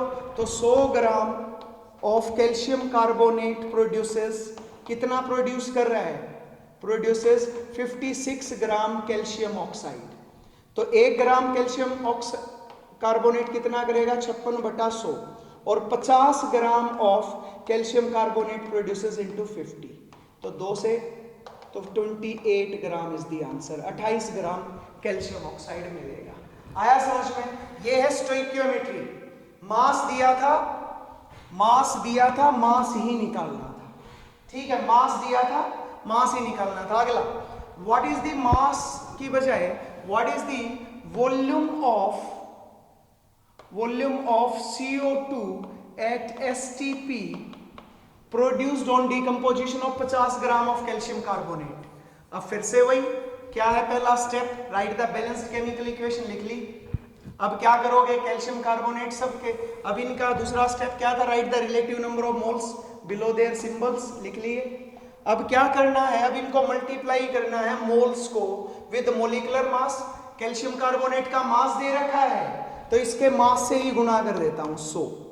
ठीक है, और क्या निकालना है? कार्बन डाइऑक्साइड का वॉल्यूम निकालना है, तो 1 इंटू 22.4 लीटर कर दो। ठीक है, यही बोला ना, इफ मास इज गिवन और टू बी कैलकुलेटेड, तो मोलिकुलर मास से गुना करना है। और अगर 22.4 लीटर से मल्टीप्लाई करो इफ वॉल्यूम इज गिवन और टू बी कैलकुलेटेड, यहां पे वॉल्यूम कैलकुलेट करना था, तो 22.4 से अप्लाई यूनिटरी मेथड। तो 100 gram calcium carbonate produces 22.4 litre of CO2 at STP पे इतना प्रोड्यूस करेगा, तो कितना हो जाएगा? It will be what? 22.4/100 और 50 पे निकालना इंटू 50, तो कितना आ गया? 11.2 लीटर एट STP आ गया। तो मास दिया था, कहाँ गया? मास दिया था, वॉल्यूम निकालना था। आ गया समझ में? ठीक है, अब दूसरा क्वेश्चन देखते हैं। Okay, what is the mass of calcium carbonate required to produce कितना? 44.8 litre of CO2 at STP। अब क्या दिया हुआ है? वॉल्यूम दिया हुआ है, मास निकालना है। तो वही same calcium carbonate, same equation लिख दी, CaO, फिर नीचे रख दिया। अब कैल्शियम कार्बोनेट का तो मास निकालना है, तो 100 से गुना, इसका वॉल्यूम दिया हुआ है तो 22.4 लीटर। अब अप्लाई करेंगे क्या, यूनिटरी मेथड। तो 22.4 litre of CO2 at STP is produced by, किसने से प्रोड्यूस हुई है, बाय 100 ग्राम कैल्शियम कार्बोनेट, यही हुआ। तो 1 लीटर प्रोड्यूस होगा 100 बाय 22.4, और कितना प्रोड्यूस करना था, 44.8 litre of CO2 at STP, तो 44.8 this gram of calcium carbonate. तो ये आ गया आंसर।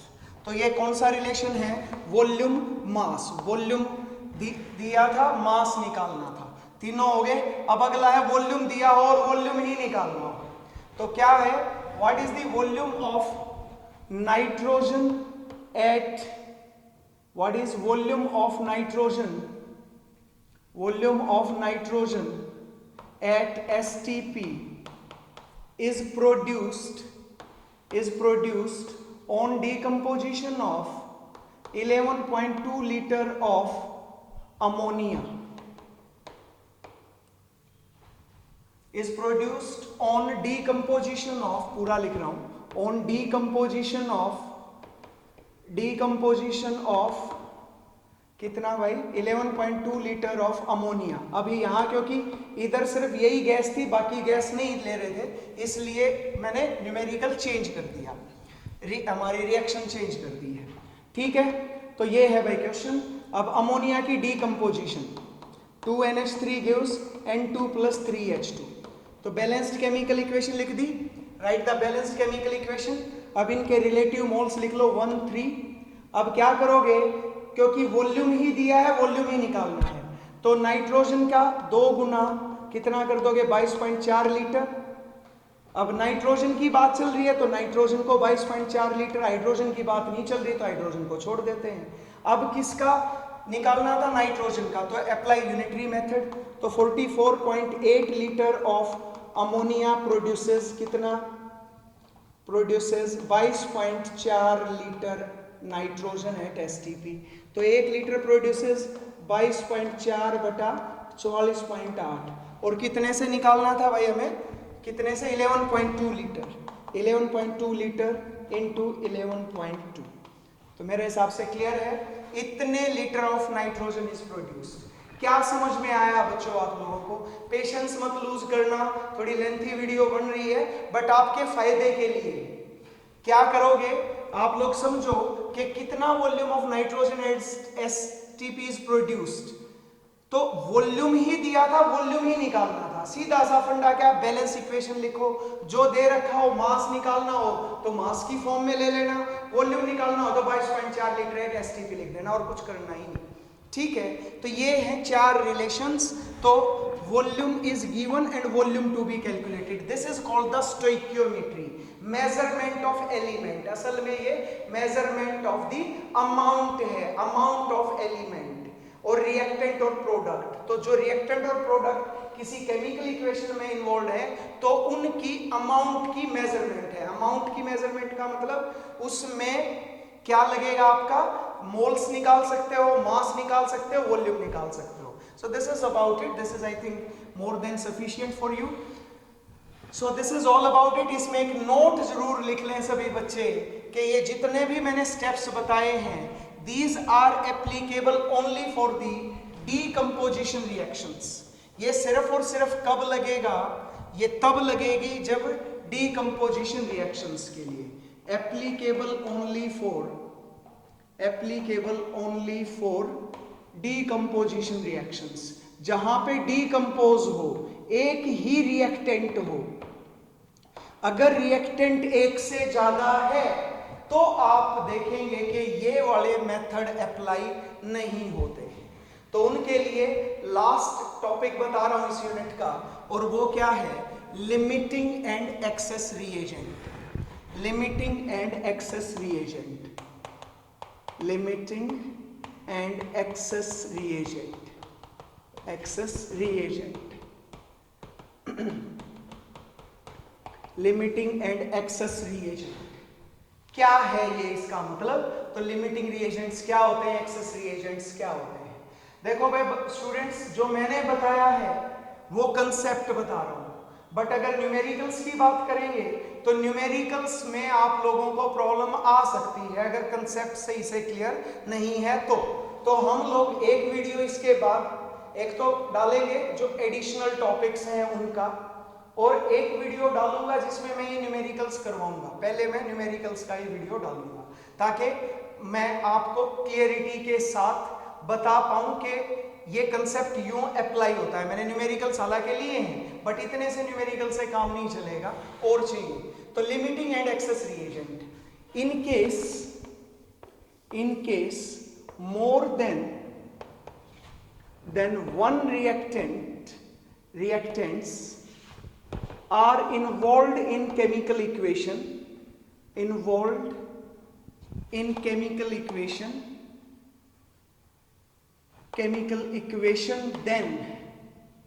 then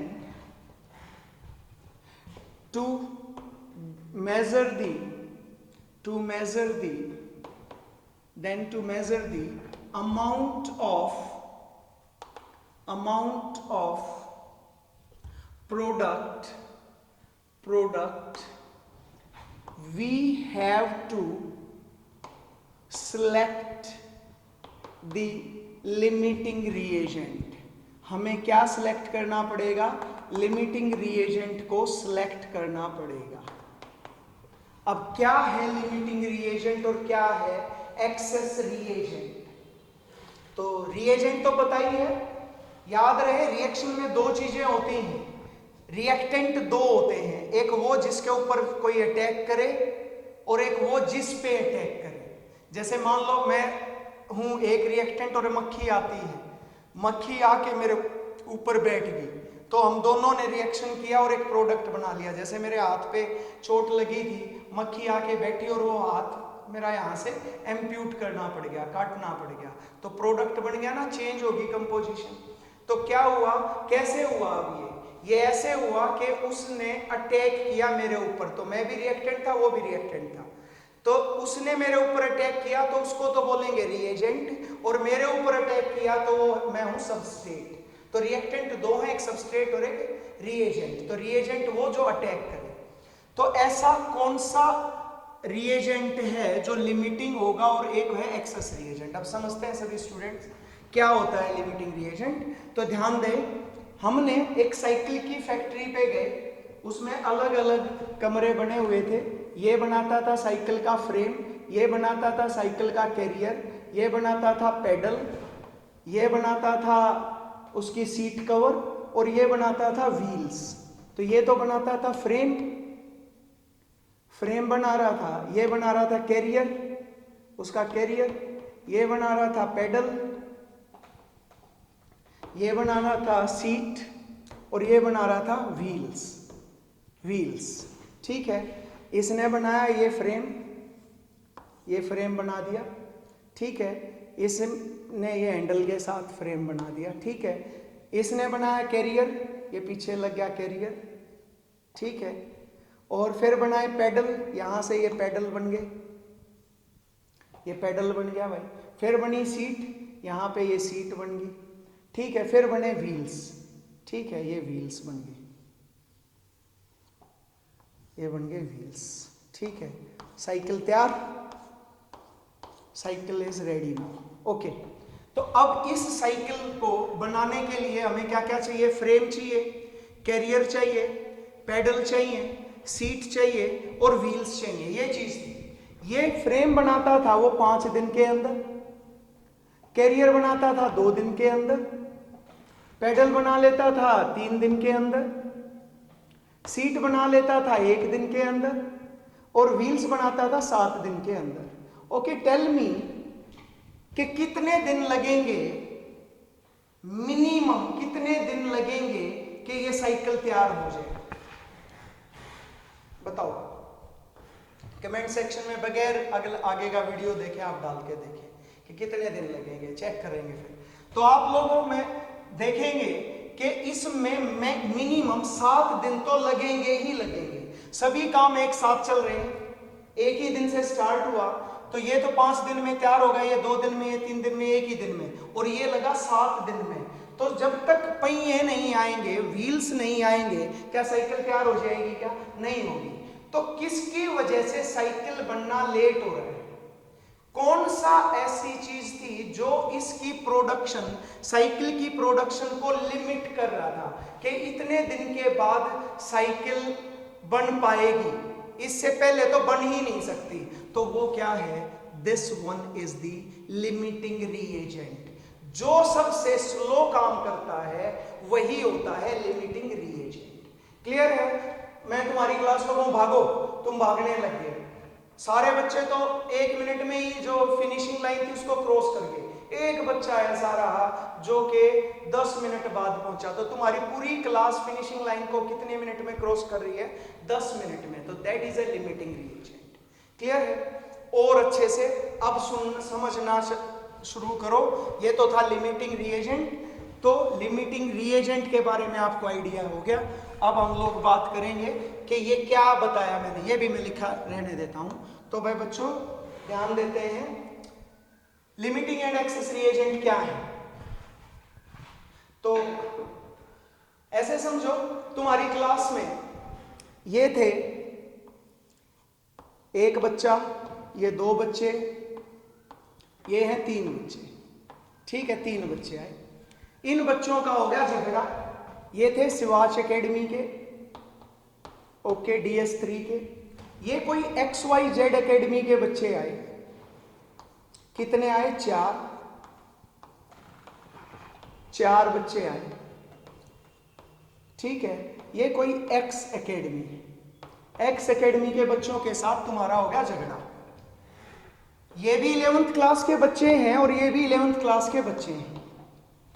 अब जब 2 बच्चे टकराते हैं तो एक बच्चे का सिर फूटता है, that is a product.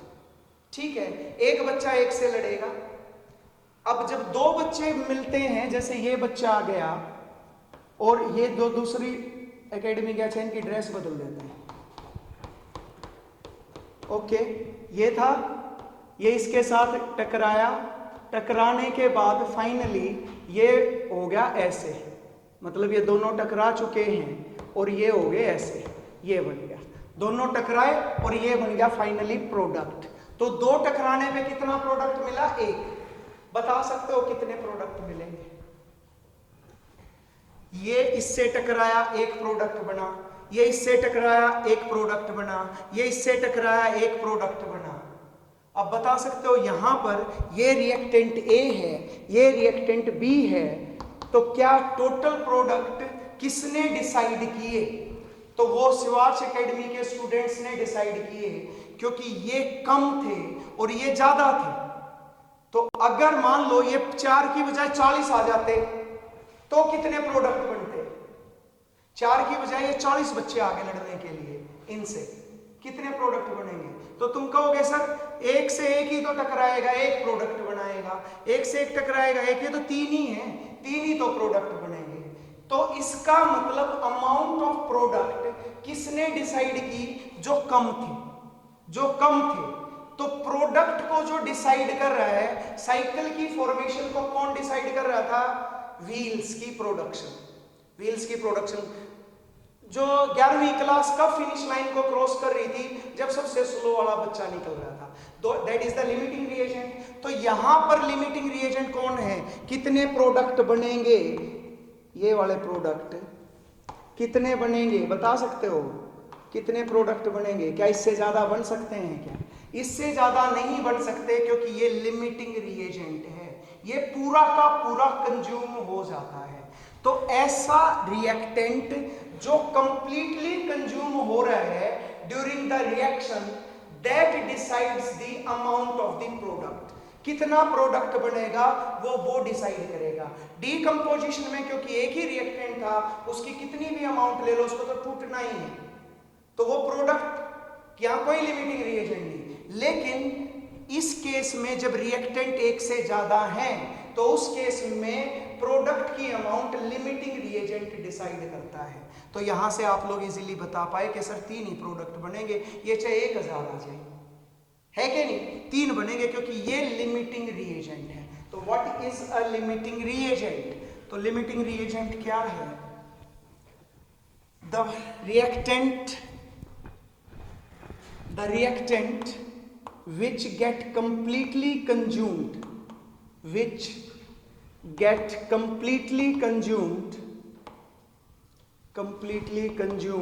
during the reaction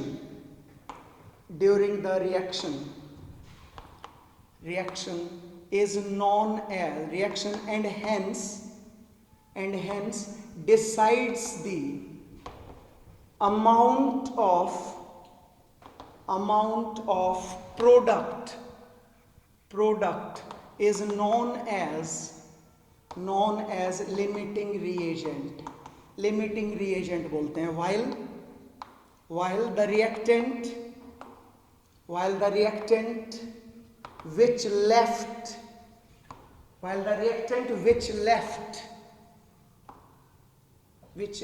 left or remained, बच जाए जो, remained after completion of reaction is known as excess reagent. Competitive exam का बहुत फेवरेट क्वेश्चन होता था, पर अब आजकल सभी बच्चे बड़े अच्छे से करने लगे, अब ये डिसाइडिंग नहीं रहा, तो इसलिए मैंने आपको बता ही दिया. तो ये है लिमिटिंग रिएजेंट जो पूरी तरीके से कंज्यूम हो जाएगा. सो इन केस, ये ऊपर लिखा होगा, in case more than one reactants are involved in chemical equation, then to measure the amount of product we have to select the limiting reagent. पहले तो उसमें देखना पड़ेगा कि लिमिटिंग रिएजेंट क्या है. फॉर एग्जाम्पल, एक क्वेश्चन से समझते हैं. When 4 gram of hydrogen reacts with 4 gram of chlorine, then how much HCl is produced. तो HCl कितना प्रोड्यूस होगा, तो ये अब आपको बताना है. तो यहां से hydrogen, this is a gas, chlorine is a gas, gives what? 2HCl, this is also a gas. तो ये है अब हमारे पास. तो पहला स्टेप वही, बैलेंस्ड इक्वेशन लिखो. This is 1, this is 1, this is 2. अब क्या करना है, अब तुम लोग 4 ग्राम हाइड्रोजन दिया, 4 ग्राम क्लोरीन दिया, दोनों दे दिए, तो ये कितना बनेगा? तो जनरली स्टूडेंट कह देते हैं 8 ग्राम. नहीं, law of conservation of mass अगर कहे एग्जामिनर तो ही आप अप्लाई करो, नहीं तो नहीं करो. तो अब क्या करना पड़ेगा, तो ऐसे केसेस में क्या करना पड़ेगा? In such cases the numerical is to be solved by using these steps. So steps to solve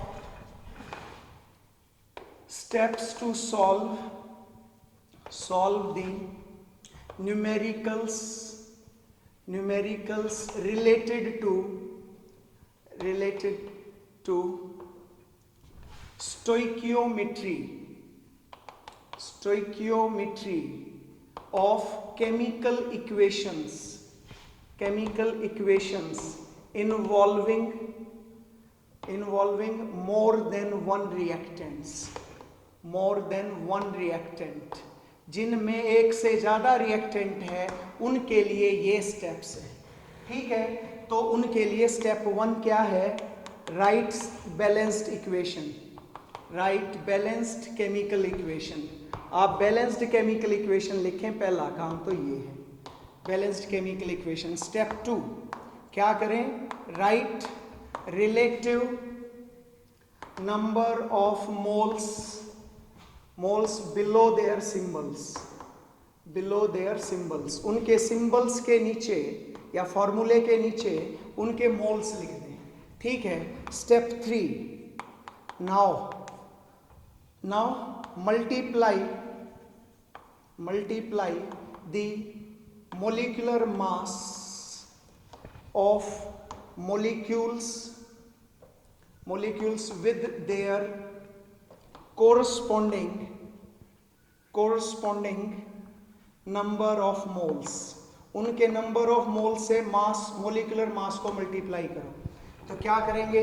1 into hydrogen का 2 है, 1 इंटू इसके एक एटम का होता है 35.5, तो 2 एटम का हो गया 71. तो 2 ग्राम हाइड्रोजन रिएक्टिंग विद 71, ठीक है। Now step 4 is now select the limiting reagent by applying unitary method. By applying unitary method, unitary method apply करके आपको क्या करना है, यूनिटरी मेथड अप्लाई करके आपको लिमिटिंग रिएजेंट को छांटना है।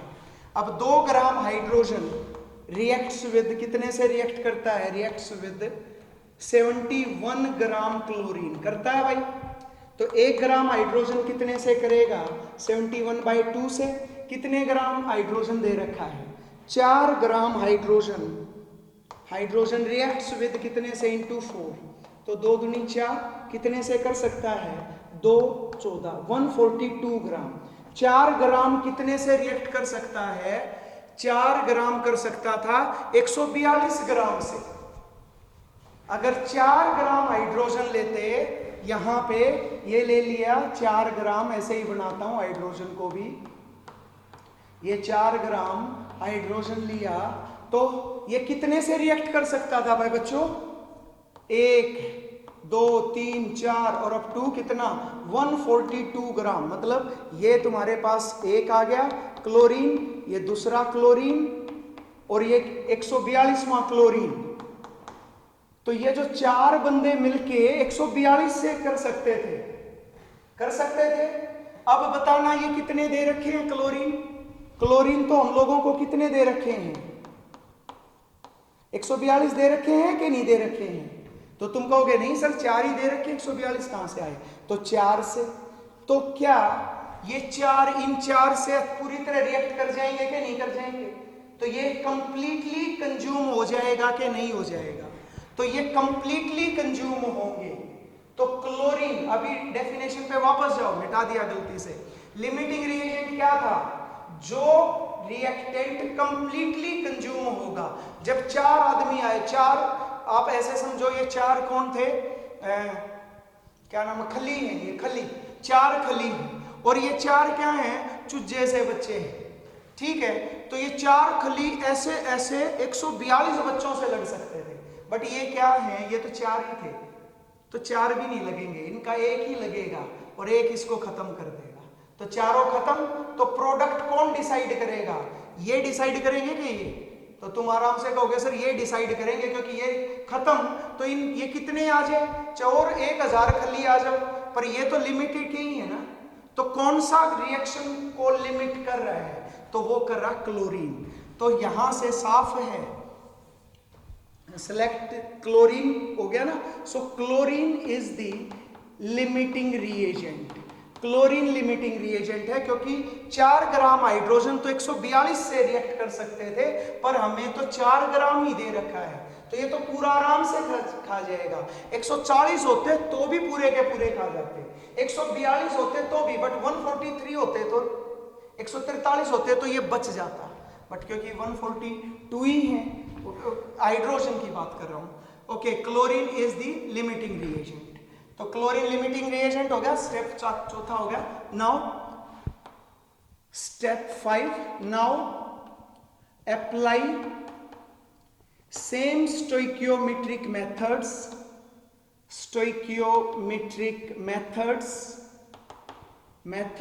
as applied above by using limiting reagent to measure amount of product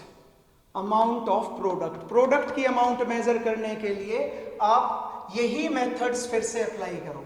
तो आ गया भाई, कौन हो गया अब यहाँ पे, chlorine is the limiting reagent, chlorine is the limiting reagent. तो एक चीज होगी, अब आपको किसी पे फोकस नहीं करना, सिर्फ क्लोरीन पे करना, हाइड्रोजन को तो छोड़ दो। बैलेंस इक्वेशन लिखो, क्लोरीन 1 हाइड्रोजन 2, अब इसका मास निकालना है 2 इंटू इसका 35.5, इसका 1 तो 36.5, तो कितना हो गया 71 ग्राम क्लोरीन कैन प्रोड्यूस, कितना भाई, कैन प्रोड्यूस, मल्टीप्लाई करोगे तो 73 ग्राम HCl, और अब 1 ग्राम क्लोरीन कैन प्रोड्यूस 73/71 और 4 gram can produce into 4 gram HCl। So this is about the amount of HCl। तो अब HCl में हाइड्रोजन का कोई रोल ही नहीं है, ठीक है। अब अगर वो तुमसे पूछे कि calculate the amount of hydrogen left unreacted, कितने बच गए, ठीक है, तो अब क्या करना है, अब आपको कुछ नहीं करना, वही टेक्निक फिर से अप्लाई करनी है। नाउ वो कह दे calculate the amount of access reagent left unreacted, जो रिएक्ट नहीं हुई है वो अमाउंट कितनी है, ठीक है। अब कैसे करेंगे, अब उल्टा लिखेंगे, जैसे कि यहाँ पे कितना 1 × 2 था, मैंने 2 ग्राम 71 से किया था, तो जो भी आपका एक्सेस रिएजेंट है उसको राइट हैंड साइड में लिखना। तो 71 ग्राम क्लोरीन कैन रिएक्ट, कितने से रिएक्ट कर सकता था, react with 2 gram hydrogen, react कर सकता था।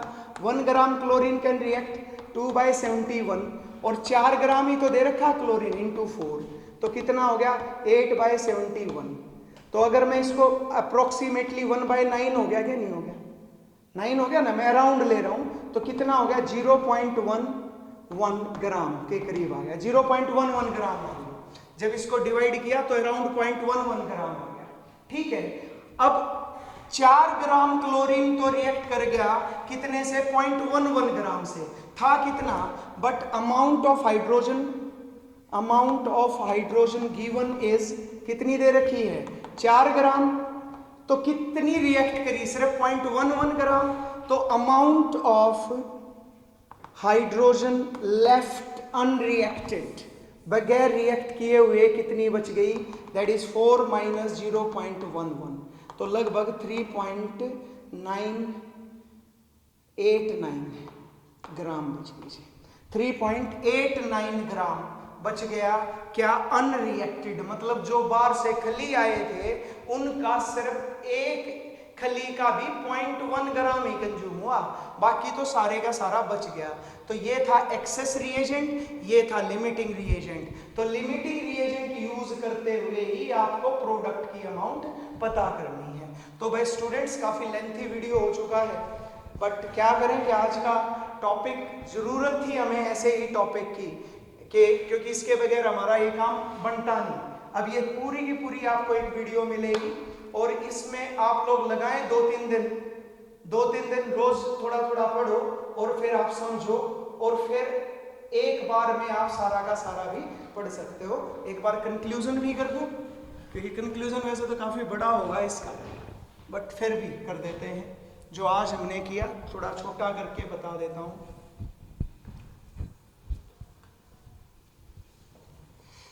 और ये जरूर है कि आप मेरे वीडियो का हर एक केस में कंक्लूजन जरूर देखें, क्योंकि कंक्लूजन के बाद ही आपको पता चलता है क्या था। आज हमने पढ़ा था केमिकल